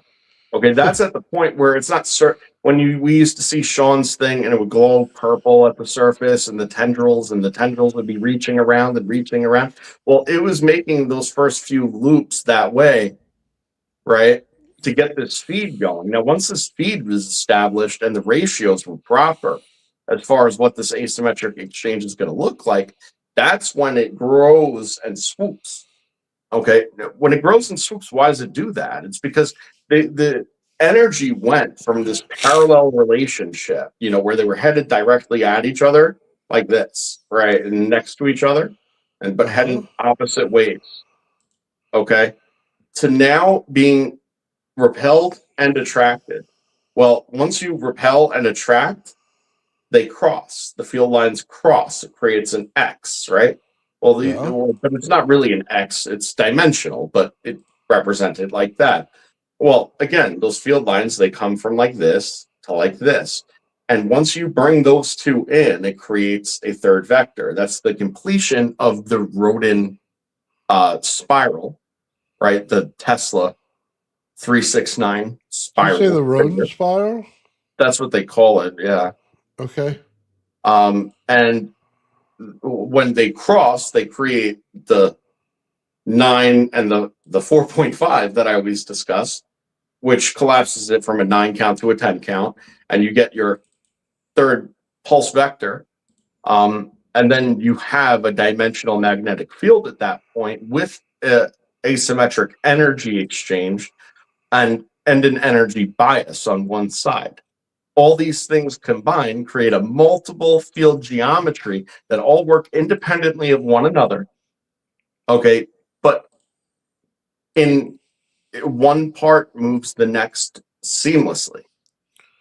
And that's where the RAV is able to sit there and separate its parts, the differentials, keep its differentials separated, but then have a controlled mix in the middle, okay, which is the self-organizing property of it. And through this, the resistance only really is occurring, once the torsion is formed. So once the interaction starts to grow, right, where the separated parts start to come together, they come together in such a way that there's boundaries, and we know that there's a certain amount of laminosity that occurs between the layers. But there's also speed difference as far as how fast, based on the geometries of rings building out and what it is, and that creates torsion between the layers. That torsion isn't necessarily resistance because one is driving the other, so it's not a loss. But that torsion is a twisting motion of all the high density energy in that area. What does that mean? Well, that means that it's fucking taking that stupid diagram that they show you of the Earth on some kind of rag, and the rag sagging down to the middle, and then they roll a marble, and they're like, there's your gravity. Well, you know what it does? It pulls that damn thing taut. That's what it does.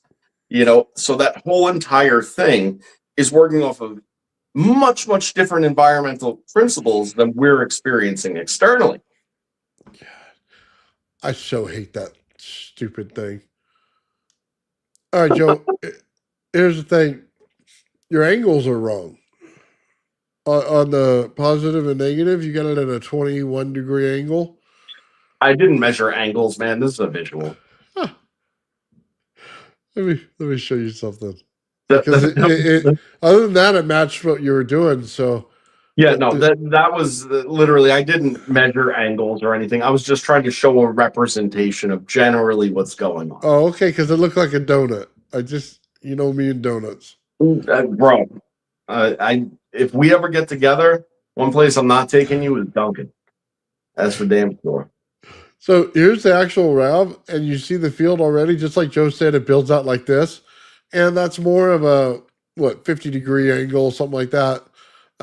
In this thing, it's almost a spherical structure, but it's an egg. And you can see it build out just like that. So what he's saying is right.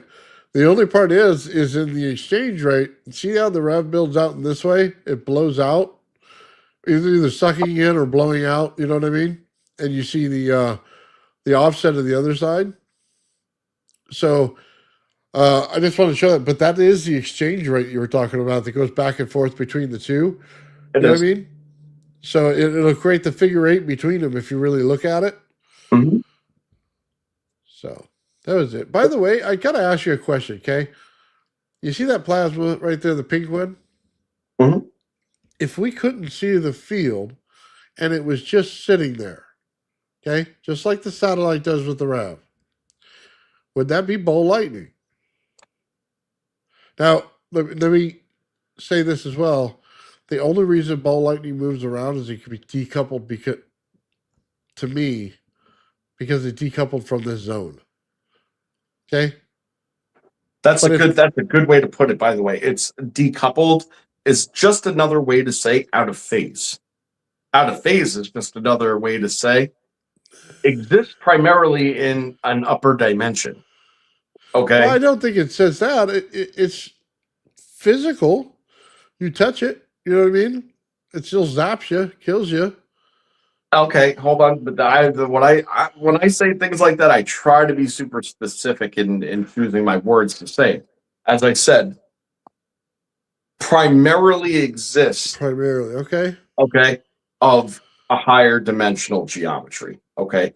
Well, what does that mean? Well, it means that a four-dimensional object, okay, can exist as a three-dimensional object in 3 dimensions. Okay. However, you never get to see its entirety. You only ever get to see a fragment of what it is, and that's the amount present in your dimensional reality. So, for instance, 4D objects, okay, are made up of basically 3D objects, okay? They are 3D objects are to the fourth dimension, okay, what cells are, let's just say, to us. Like, we're made up of all sorts of cells, you know, and Okay. whatever. My point is this, okay? If a 4D object, let's say a 1 foot ball with a 1 foot diameter, okay, in 4D, were to enter into 3D space, okay, you would not see a 1 foot diameter ball. Okay, what you would see is as it starts to crest over our threshold, you would see a pinpoint, and as it began to come closer in, you would see an actual three-dimensional sphere, and it would grow. Okay, and as it hits the central axis point where the diameter is the greatest, you would see the largest representation of the sphere itself. But what's important to know is that even when you see the largest representation of the sphere itself, okay, all those other smaller geometries that you previously saw fell out of your face, okay? And they exist in the 4D. So the volume of it is far greater. It's orders of magnitude greater. That's the point, right? Okay. So, yeah, that's what the dimensionality of it has to do with, like, something like this, you know? Okay. I was just asking on the way people see things, okay? If I just come out and said I had a plasma ball, and I showed you the pink object, but I showed you no field around it, you'd probably say, wow, that's kind of like ball lightning sitting there. It's just basically plasma floating in the air. Mhm. And I would say, well, the satellite on the RAV is exactly that every single time. Mhm. It's a ball of energy that sits out there, and we don't see the dimensional plane it's sitting on. Okay? I That agree with that. That's what I was saying. Why I went into that explanation, because the okay, yeah. behaviors that we see of ball lightning are reportedly exactly that: meandering, fluctuating in and out, growing and shrinking in size, not being bound to any single axis, and being apparently acting as if resistance is nothing to it. Well, that makes sense because resistance is nothing to it, because most of its structure is existing outside of the resistance that we experience. Okay, so I guess what I'm saying is this is real simple. If you didn't see that sphere around it, you'd say that's probably ball lightning just sitting there. But if the charge continued to stay within it as you turned the RAV off and it moved around, because it's no longer coupled to that field, it would then meander around everywhere with no place to be because you turned off the energy, right? But it would still have enough energy to run the plasma until it died, right? Mhm. So that's the effect I think is really happening in ball lightning. There's so much charge. It puts so much energy in the ball. The fields are going so fast, it takes a couple minutes for them to discharge, is what I'm saying. So that's all I was trying to make a point of here, Joe. No, but that's a great point, and it brings me back to actually something that I haven't said in a long time, and it's something that just sounded so fucking crazy when I said it the first time. Right. And it was a question that I asked you. Remember, I said it's about asking right questions, even if they're weird, ask them, you know? And the question that I have is, when we turn the power off to the RAV, is it gone? You know, is it Yeah. gone? And I said, I don't know that it ever does, but I think that its frequency change, because you just turned off that energy, you know, puts it out of phase. And then it just is still, it's just not present here anymore because it's not in phase with this dimension, you know. And the way that I suppose this, okay, had to do with the conditioning of the materials. Okay, we knew that once we condition the materials to have the proper flow patterns, okay, the RAV would instantly form. Instantly. Okay, so there was a memory that existed because even though we created the conditions, that's cool and all, okay, but it should still have to build up the fields in order to work. But that's not what we observed. What we observed is you power it on and it kicks on when you start it on one of those black dots on the clay.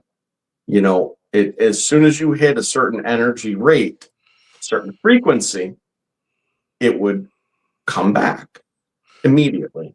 And that's because you're bringing it back in phase. That's what's interesting. So it's sort of like you're creating something, okay, in a moment in time that is not subject to time or space as we know it and is only conditionally present, basically summoning. You know, it's like you must have these conditions and then it is summoned. Well, when you're priming it before it forms and you're trying to get a new piece of material to have this clean exchange, you know, it literally is setting its conditions to be summoned and then you summon it. It's very strange when you think about it that way, but that's what it comes down to. I don't think that's what's going on. I love the idea. I was just saying, I ask just weird don't. questions. Ask No, weird 'cause questions. That's it. the frequency is so high at 99 to 100 kilohertz, we can't see the time it takes to build the field. Is what I that's my opinion. If it was in the hertz level where you could see it, and then it just automatically appeared, I would absolutely be on your side on that one. Cool. The formation isn't in the hertz level, but the fucking thing itself is. You know, Well, so this is what you got to realize, and that's why I'm saying it has to do with phase. You know, you have to create but those when Sean conditions. measured it, he measured it in kilohertz as the rotational rate. Yeah, use the radio example though, man. Like, use the radio example. You know, if you tune into, you know, if you were in New York in 1997 and you tuned to 92.3, sure than hell K-Rock would come on and Howard Stern was probably on if it was the morning. Okay. If you changed the channel, well then Howard went away and you got another channel. Right. Yeah, But that just has to do with the frequency. okay, perfect. You're following me. So now, let's just say you didn't know that K-Rock and Howard Stern existed. Okay. Well, you're doing something, you're searching, you're setting a condition, you're looking for a placement on the dial, you're looking for, and then you discover it. Now you know where it exists. Now, you know, when you leave, you could bring it back. You see, because you've conditioned it, you know where it is, and once you put those specific conditions again, it comes back. Why? Because you've dialed in that frequency. You've had the same conditions. You provided these multitude of interactive events and frequencies that occur that on that one condition spot, okay, culminate in a stable and repeatable outcome that tune that energy, okay? Tune that energy in. Tune it in. And that's what I'm saying. Again, is it a weird proposition? Yeah. But is the RAV weird? Yeah. But hold on. This is the cathode right here being set. This is the condition being set. So yeah, it'll summon back the right frequency. You're putting in the same power. Summon back the right frequency. That's what I'm saying. But that's setting the cathode. It's setting the condition for the frequency. It doesn't make it appear out of 4D or out of 6D. It sets the condition for the energy to create the same frequency. Right. except for the fact that if you believe that there's time dilation occurring, okay, its timeline is different than ours. And if we suppose that it moves slower, yet it instantly disappears when we power it off, how would you suppose that it's gone? Okay, I was trying to answer that. It's building in kilohertz. But if we're on the other side of the field and we're in hertz, we would see the difference. The problem is we don't have the time dilation field built. You know what I mean? We can't see what's going on there. So Exactly. Because it's why? but it, Because no when no we but power it off, it goes out of phase. That's the point. You I don't see? think it goes out of phase. I think it dies, and it dies fast. What I'm saying is we don't have the ability to slow down the time. The camera would slow down the time and would be able to see it build as a normal reaction. See, like, okay, let's go metaphysical with this for a second. You know, you are a human being, right? And those are your conditions set. See, your conditions are set, okay, as long as the conditions of your existence are met. Once the conditions of your existence are no longer met, aka your biological systems, the ability to eat, sleep, drink, poop, etc., right? Once one of those things goes out of whack and you cease to exist, right? Well, your physicality goes into a state of decay. Now, if you're a believing person that there's something more than this, or that consciousness may not exist physically inside of a chemical condition inside of your body, right? Your three-dimensional conditions of existence and phase have now ceased to exist. And whatever it was that you believe occurs after you die, okay, your consciousness now shifts into that phase because it is now out of phase with the body that it originally had the communication with or the attachment with. Okay, so but what does that mean?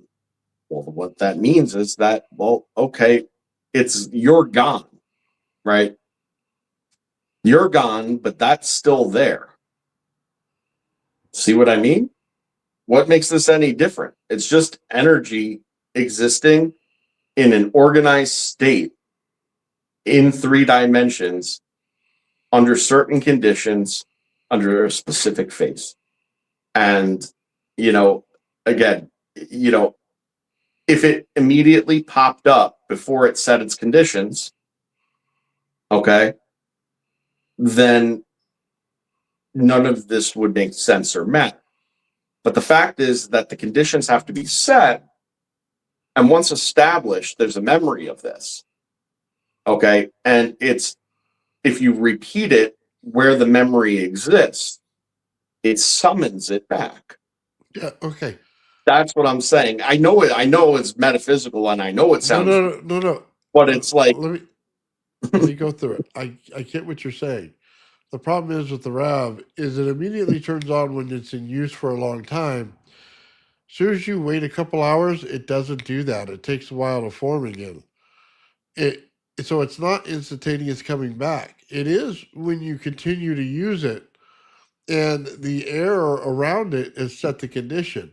But once that air no longer has that condition, it then takes a while to reform again. Okay.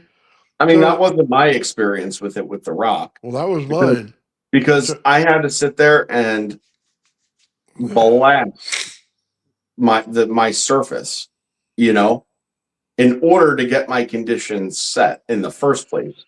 But what's weird is that I left it for a month or two before I ran it again when I blew a circuit, and I was waiting for more to come, and I was looking to figure it out.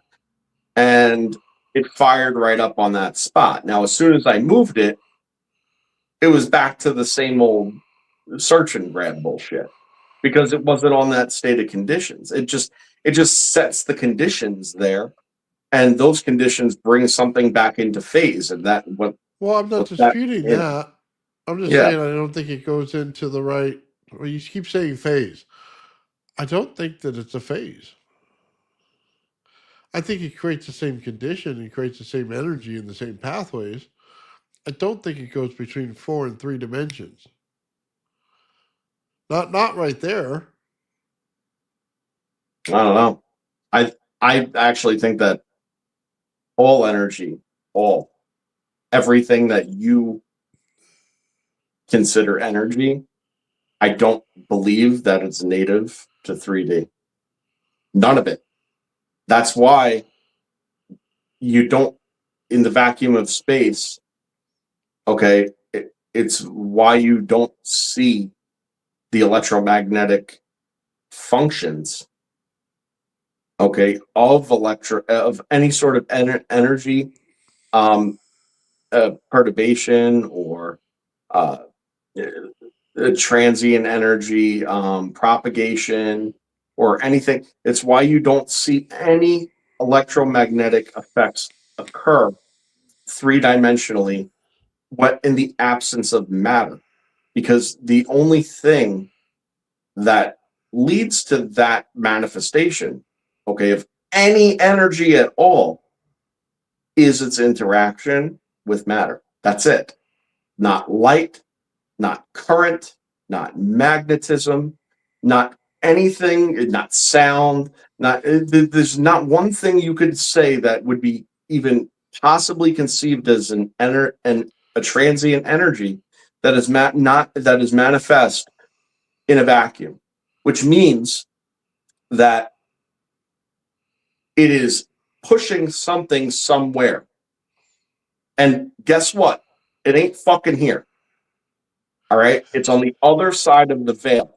All right.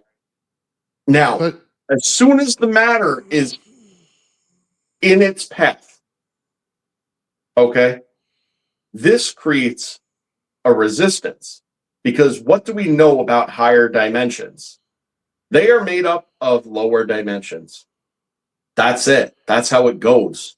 So once you have the matter interaction, it creates resistance. This resistance manifests itself as energy, manifest energy, in some sort of state of energy or electromagnetism. Okay. And it goes somewhere while it's transient, and it's not here. And that's the point. And anytime that they say, well, you have these small vacuum fluctuations that occur where energy will just pop up randomly, well, those are literal cavitative events that have conditions which make that occur. Okay, because there's so many fluctuations around. See, there's material and electromagnetic fluctuations all over, and as soon as enough of this occurs, there you go. But if you take a form of energy propagation and you have multiple propagations and they're going to intersect and interact, we know what that does, right? But you don't see the result of it unless if it interacts with matter. You see? So that intersection, that whole event that occurred, where did it occur and of what? Well, fact okay. is that we know that these extra geometries, these extra motion, these extra dimensional motions, therefore spaces beyond time, space, and time as we know it exist. And that's what's interesting. It's not subject to our time. We're subject to its time. Its torsion on us is mechanism of our time. That exchange rate that occurs, okay, is the mechanism of how we experience time. Okay, because as soon as it enters in and it hits resistance, we know that the resistance is directly correlated with torsion. We know that torsion is directly correlated with gravity and time, and that we know that all these things only occur, okay, if electromagnetic energy or energy in general is manifest, and it's only manifest in the presence of matter. So, do you see what I'm saying? So these waves, they go somewhere until they are interacted with, and then they're here. But while that's happening, they're not here. Okay. You know, if there's no Hold on. dust or moisture in the air, you don't see the flashlight in between where you shine it and what it shines on if you have nice clean air. Okay, hold on. I get what you're saying. I also understand that our optics, our eyeballs, cannot pick up these fields.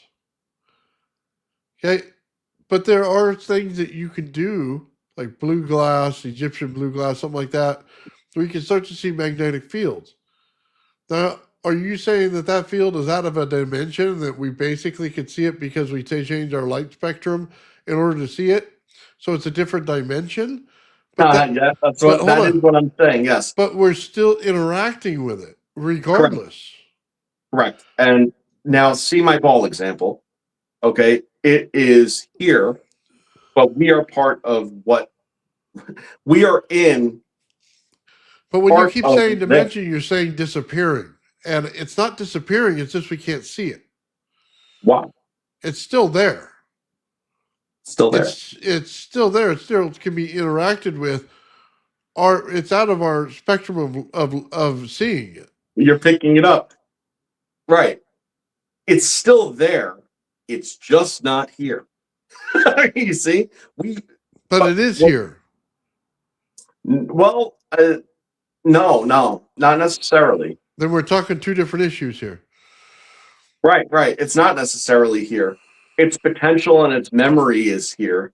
And if the conditions are set to that where that memory lies, then it's restored. It's like a computer, right? Well, you could digitally store information. Okay, cool. So it's a bunch of numbers, whatever. But it's sitting there stored electronically, first of all. Okay, and doing nothing until you access it. And then once your operating system has set the conditions, okay, and then access the memory, then it reappears. That's the thing. So the weird thing about it is that it didn't exist until you created it. But if you're going to create it using the same material, for instance, right, that you're creating it before, once again, recreating it, you're not actually creating it again. You're just bringing it back. Again, it's nuanced and it's a little woo woo woo woo, but you know, like let's be straight. That's the situation at hand. And does it, okay, and then the question can arise, can it lose memory over time? I mean, well, I suppose it could. And, you know, maybe that's easily a reason why, you know, the conditions then change because they're subject to a 3D environment, right? Which is in constant state of fluctuation. If that memory and those conditions change, then it's not a matter of summoning it back. It has to reestablish the conditions to then be created again. And that's sort of what it is. It's like it's incubus, not incubus, a system of a down, you know. Life is a waterfall, you're one with the river and one again after the fall. It's that deal. You see, it goes back to the sea of potential, but there's a memory of it. You bring the conditions back, it comes back. You know, it kind of sounds a little necromantic, but you know, whatever. When we're setting the cathode, though, we're creating a carbon which could be graphene. And as soon as you do that, it has the potential to store memory. But that doesn't mean that it goes out of phase. It means it'll start fast. It'll be just about immediate, but it doesn't mean that it's out of phase and stays there. Well, if your senses are only capable of picking up, like, you know, this much of any given spectrum, right? And then there's this whole entire other spectrum that exists outside of it, right? It needs to be within your conditions or your instrument's conditions, which are still this, okay, in order to pick it up. So when you power it down and it meets the resistance, the conditions are no longer met, the frequency changes. And once it falls outside of your very narrow scope of ability to perceive, you can no longer perceive it, but that doesn't mean it doesn't still exist. It like I said, it sounds philosophical, it sounds woo-woo, but what am I saying that's breaking science? Because nothing. It changes frequency, yeah, reduces frequency greatly and immediately. You're only capable of sensing, and 3 dimensions is only capable of holding a certain tune, a certain tuning, right? And once you change that dial and it falls outside of that dimensional tuning or your senses tuning, or, well, then it's not there. It can't interact with you because it's outside of the scope of the parameters. It's outside of the conditions. I'll be honest with you, man. I heard what is it, Ralph Ring talk about the same thing with the OTCX1. I find it interesting, Joe. I don't know that I'm there yet with the RAV. Okay, I I just Well, see it a little differently. But with other things, like when you're talking about high frequency things and things, that, yeah, maybe. well, for what it's worth, anytime you power something down, it meets resistance, changes frequency. It goes back to the same place with the nuanced difference.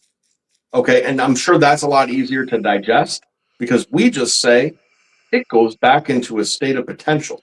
That's what we say. It's undetectable, but you can't destroy the energy. So it goes somewhere. It's not wasted, and it will interact when conditions arise. Okay. The only thing is that its conditions, okay, are not multi-vector emulations. Okay. And they are not burning a memory into anything necessarily, right? So when you talk about the RAV or you talk about consciousness, something that is emergent and developed and coherent, okay, it's coherence and right, that is what's required to set a memory condition. Once you have a memory set condition, okay, then it's again that memory, as long as that memory lasts, okay, can be summoned back if the conditions are met. That's all. That's all I'm saying. It all goes back to the same place, though, the place of what we would just call potential. Yeah, I You get know, it. uh, It makes more sense when you start talking about the soul or something like that, or the energy in your body, the light body. That all makes more sense to me than in that way well, than okay. it When you does turn in off the the RAV. Tesla coil, what happens to that field It over collapses time? over time. Right. So as the frequency of it changes and drifts further and further away outside of our spectrum and conditions of our dimension, it diffuses into a lower state, undetectable, and back into a state of potential. Right?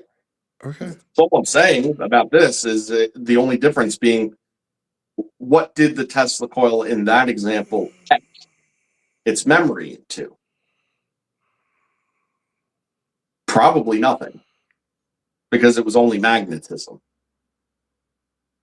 and radiant energy, you know.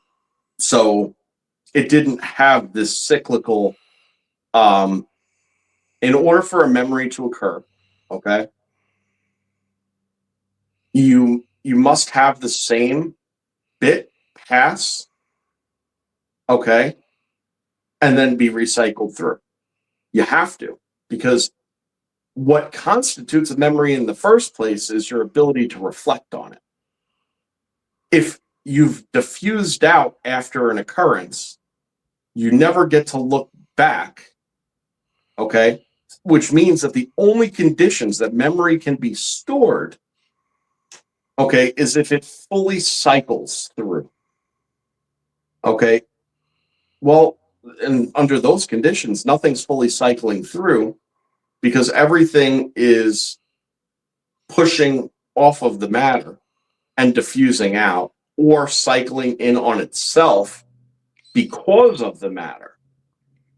What this is doing is utilizing the matter, you know? It's in direct interaction with, it's tearing it apart. It's restructuring it. It's reforming it. It's bringing Okay, the so same bit of energy through the same hold on. central point. Let's disperse with the fields of energy and go with the matter.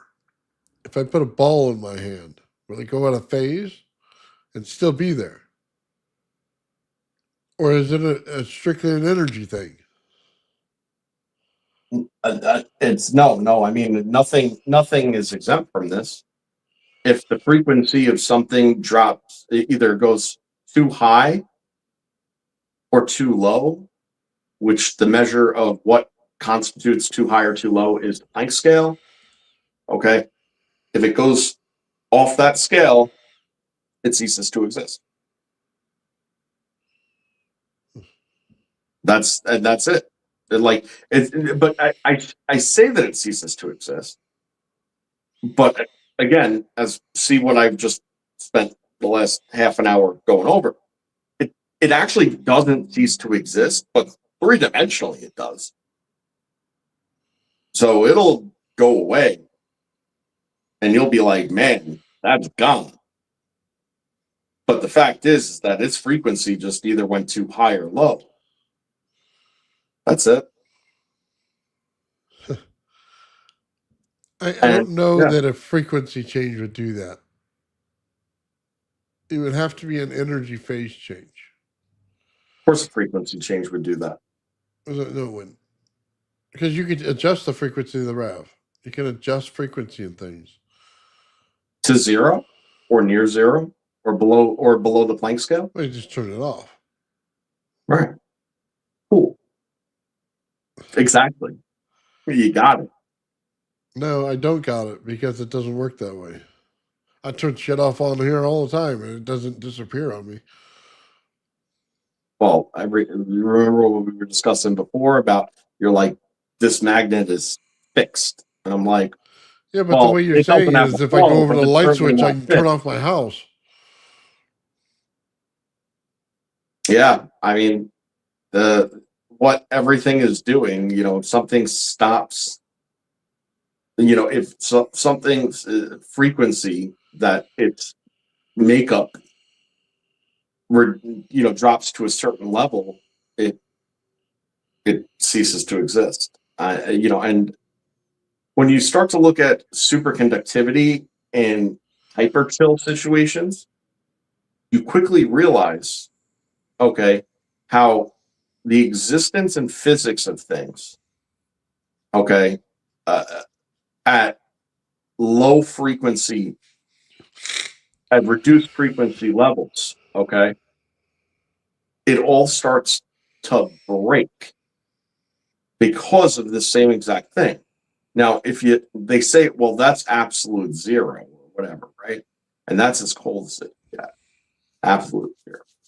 Well, if you got something to absolute zero, what is deterministic of that?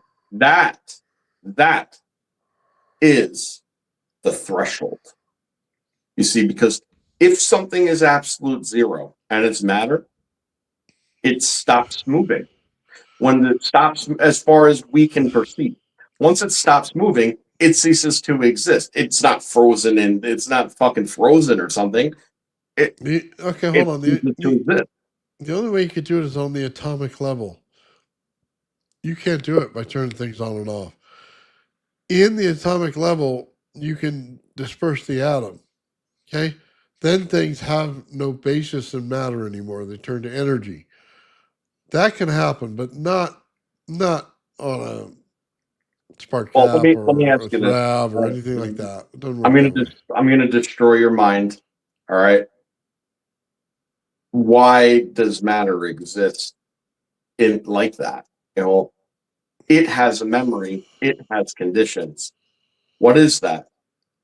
That's the structure, the lattice structure of the molecules. That is the memory. So those conditions, okay, are frozen as far as we're concerned. And as long as nothing changes those conditions, it'll always exist. But as we well know about things that are material just generally, there's all sorts of things that always change those conditions. And it leads to changes in the material itself over time. Now, that's just in the natural, and That's changing the that's just atomic part of the structure, Joe. right. That's So, but so what that's happens? that's not turning off a switch. Yeah. Okay. You have Yeah. to change the You don't atomic have to follow. structure. It's okay. We're believed in that. It's like I said though. It just becomes very counterintuitive. Okay. When and and I'm not calling you hypocritical, but it's a it's a hypocritical thought to believe that certain things happen and that's cool because I'll accept that and we know that. But that what I'm saying here, when it comes to memory and conditions, okay, and phase, that it doesn't exist here, but it exists elsewhere. The No, key is but the memory and the conditions. it's not that, Joe. I didn't break the energy inside the atom. Is the problem? It I still left physical structure there. I did not bring it to a true energy state to reduce it to zero. I have still numbers on the table as long as I have atoms.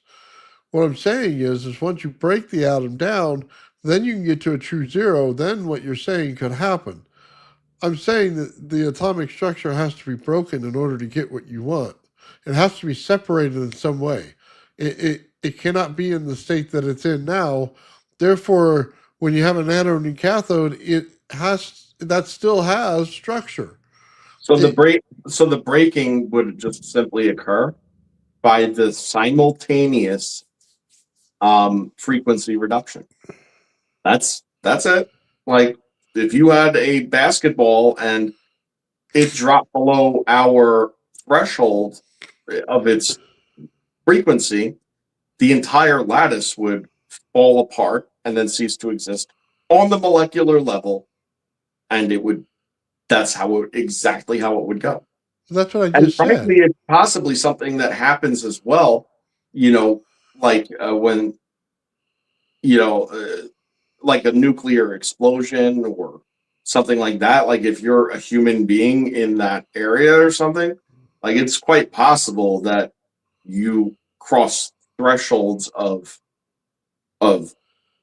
frequency because of the amount of heat, pressure, etc. differential. If it were to throw you off the scale, well, you might not exist here, but like your Okay, physicality could possibly be like atomized somewhere else. what I'm saying is turning off a switch is not the same as making a transporter. What you're saying would make a transporter possible. That I can take you down to the atomic level and beyond, and then rebuild you 100% on the other side where I put the wire out or I put the beam out or whatever it is, Right. which would make sense. But if you don't destroy the atomic structure, it stays in its atomic form. Whatever that structure is created, it stays. That's what I'm Right. saying. Right. So So that's why I'm asking that's you. actually perfect. That's actually perfect because again, I said that there's two components. The components are a memory, Yeah, okay, we agree. and conditions. So if you have the memory of what it was, and the conditions are then met, then existence is will occur. Okay. And ironically, and this is weird, right? But like what if you just like live your life, okay, and nobody knows you have no childhood memories, you were abandoned, you raised yourself, you went out into the woods, you lived and died there, nobody ever discovered you, nobody ever knew you, nobody has any memory of you, did you ever exist? Yes. Well, okay, but nobody recalls. So the whole point is that like this is the idea behind tombstones and genealogy and things of that nature is trying to preserve something about an individual that there's even a retrospective recollection and remembrance, and something like that is enough potentially, okay, of a memory that that their spirit is still quasi related to this world. So what My keeps somebody from granddaughter going watching a back? movie, Joe. Hold on, my granddaughter watching a movie called Coco. Uh-huh. It deals with the I same know. thing. Yeah. Yeah, right. Right, and it's the same. But you have to realize that we always talk about these ancient practices and how the meaning of it all got lost to time and all this. But the whole entire reason that they have these memorials and people keep these records is that that's the difference between you energetically as an individual and any relationship to this dimension, or just being back in the pool. Once you're forgotten, you're just back in the pool, you know. And I don't know, that's just how it is. Yeah. So hold on. I had a question for you. If we say it's like a transporter, right? Mhm. Is going through time like a transporter? I mean, pretty much. I mean, you just dissolve and then you reappear in a different time field or time zone. The funny thing about the dissolution part of it is that it only appears three-dimensionally that we are dissolving, right? So you got to realize that we are present in upper dimensions as part of that already. So you're not, you're not really disappearing. Okay, you're just gaining temporary access where your oscillatory phase, right, actually gains access to yourself there in the higher dimension. You see, there's physicality there. It's not that there's not. It's just one component, one geometry. I'm not saying it looks the same or it is the same or this, that. The point is that right now, if you're experiencing time, okay, there is a part, all of you, okay, is part of some four-dimensional structure that exists and can be observed in that dimension and above. Now, what becomes interesting about it is that you don't only exist necessarily in one circumstance when you're there. Okay, so you would exit here and enter into the part of you that stopped at that moment. Okay, but there's actually a whole bunch of other of you, kind of, so to speak, okay, that's impressed into the memory of that occurred, because time is different, runs at a different rate, and there's simultaneous things there's things happening simultaneously, okay, where it might stretch like I don't know what a window might look like based on the difference, but let's say that you could actually see yourself doing all sorts of various things over the last year. You see what I mean? And then you have all this other shit in front of you, plus all these other places, because now all of a sudden your 3D world, okay, is just a small part of So, the actual so, makeup. So your expanse. So you actually are not subject to time and space the same. So you could go here then. so hold You on. know, So my 4D body's going to be watching my 3D body scratch its balls for an hour. That's basically what you're saying. I'm going to go back in time and watch me just do that for hours at a time.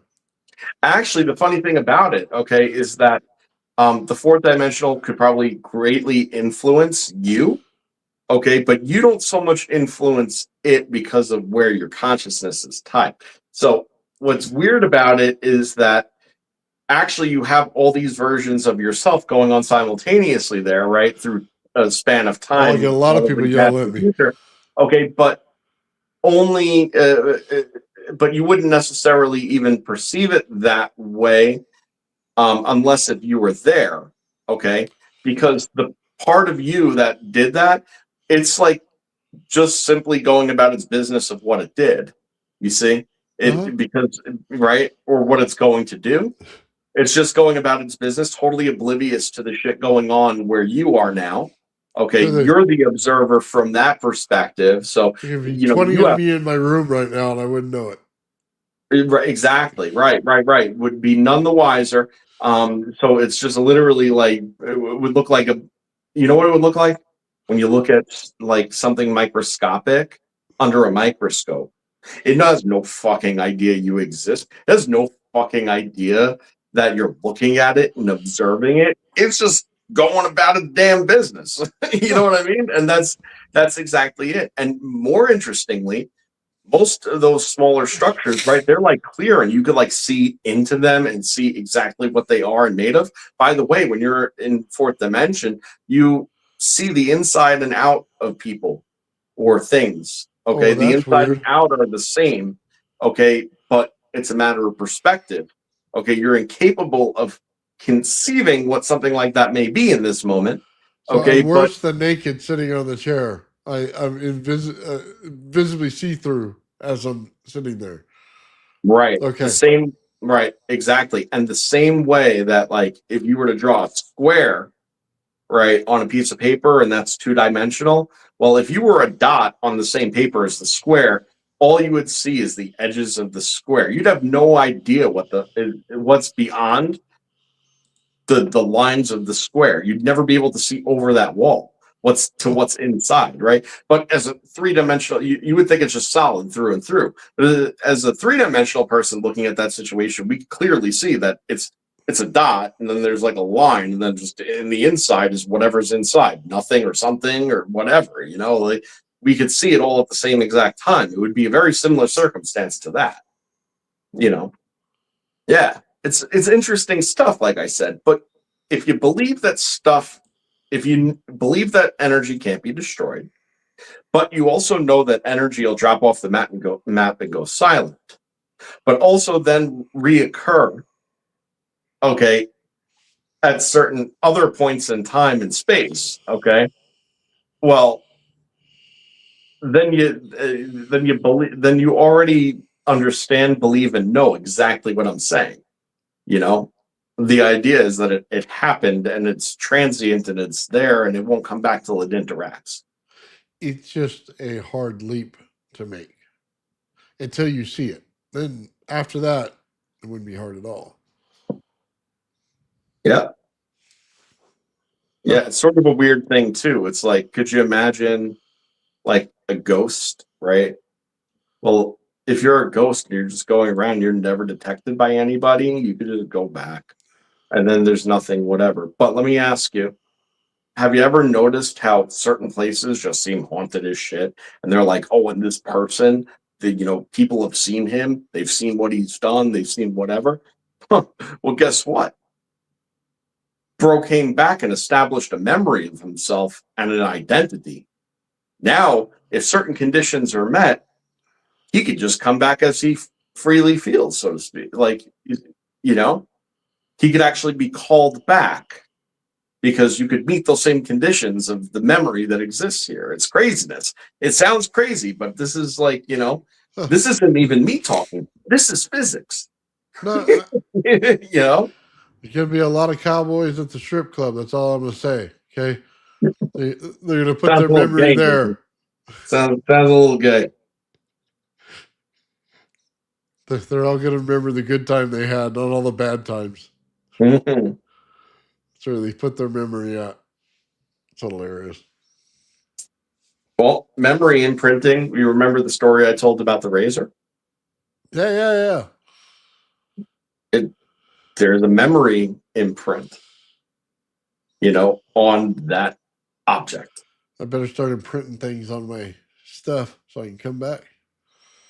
Now, the conditions that I met was probably just like caring about it, you know what I mean? Like thinking it's nice, cleaning it up, taking care of it.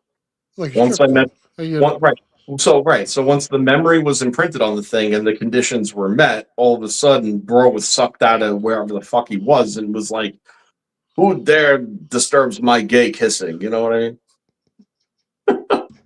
For anybody that watches Al Barry out there, you know what I'm talking Who's rubbing my blade?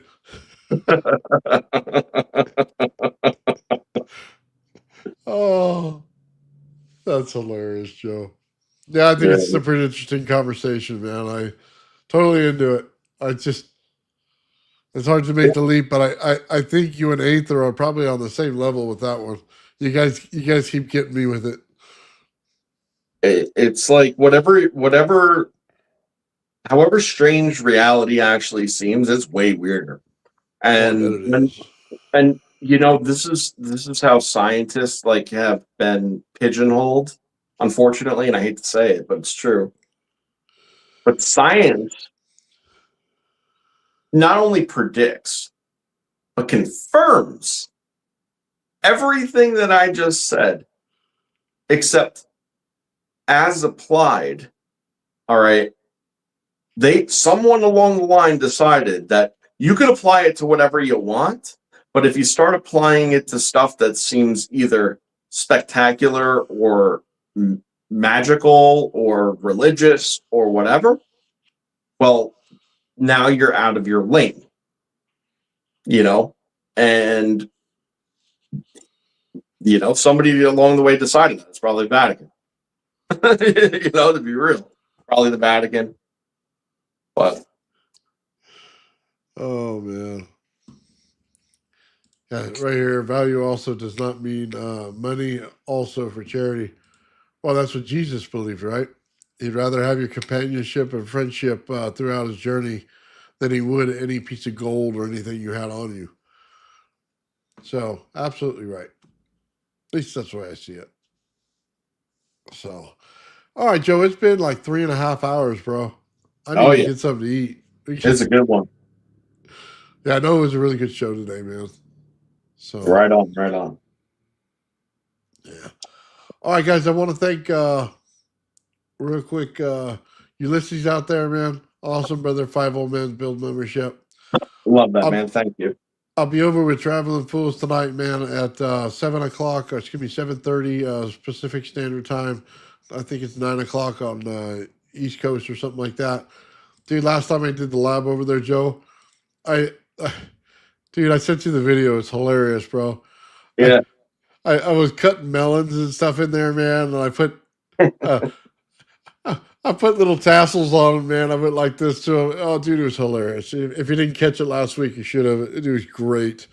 Yeah, I'll have to do a watch back. Yeah, because it went a little long, and I've been busy all week, so I'll have to catch up. Yeah, just watch the first part of it, dude. You'll laugh your butt off because I'm over there cracking jokes, dude, while I'm zapping myself. It was awesome. And then, guys, Mike on Faraday's channel in about 30 minutes will go live on Faraday Research.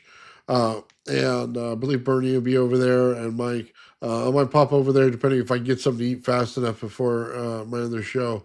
So, anyway. Right, also, don't forget to visit Old Man's Shopify, where you can buy Tesla Coils t-shirts, my artwork, and you could make Nathan and I, rich as pig and shit, and we could just roll around in it and literally be like, the fucking peasants who fueled our wealth and richness and whatever. I don't think that'll ever happen, Joe. I've been poor my whole life. It's going to continue to be that way. I don't know. Apparently, I said that's what we were doing, so I figured I might as well just keep up with that. No, whatever. Oh, that's so great. All right, guys. There's no offense, by the way, to High Sciences. He's a good guy. Yeah.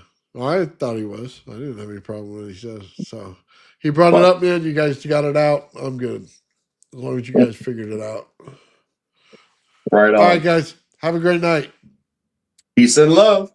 Have a good weekend. The old man will. The old man will. The old man will. The old man builds. The old man builds is broken in the head. People not seeing reality has put them in the red. Where conscious and spirituality been stricken from the norm and replaced with the ignorance of basic magnetic form. The geometry of God keeps running through his head. That's what makes old man builds broken in the head. The old man builds. The old man builds. Spheres of destiny are spinning in his mind, making him travel back and forth in time, battling the establishment for just a little recognition. Has him forcing the world to understand his premonition. That world will have all the technology in the end, even if it means his life will fail to instead. The old man builds. The old man builds. The old man builds. The old man builds. Fears of destiny are spinning in his mind, making him travel back and forth in time, battling the establishment for just a little recognition. Has him forcing the world to understand his premonition that we're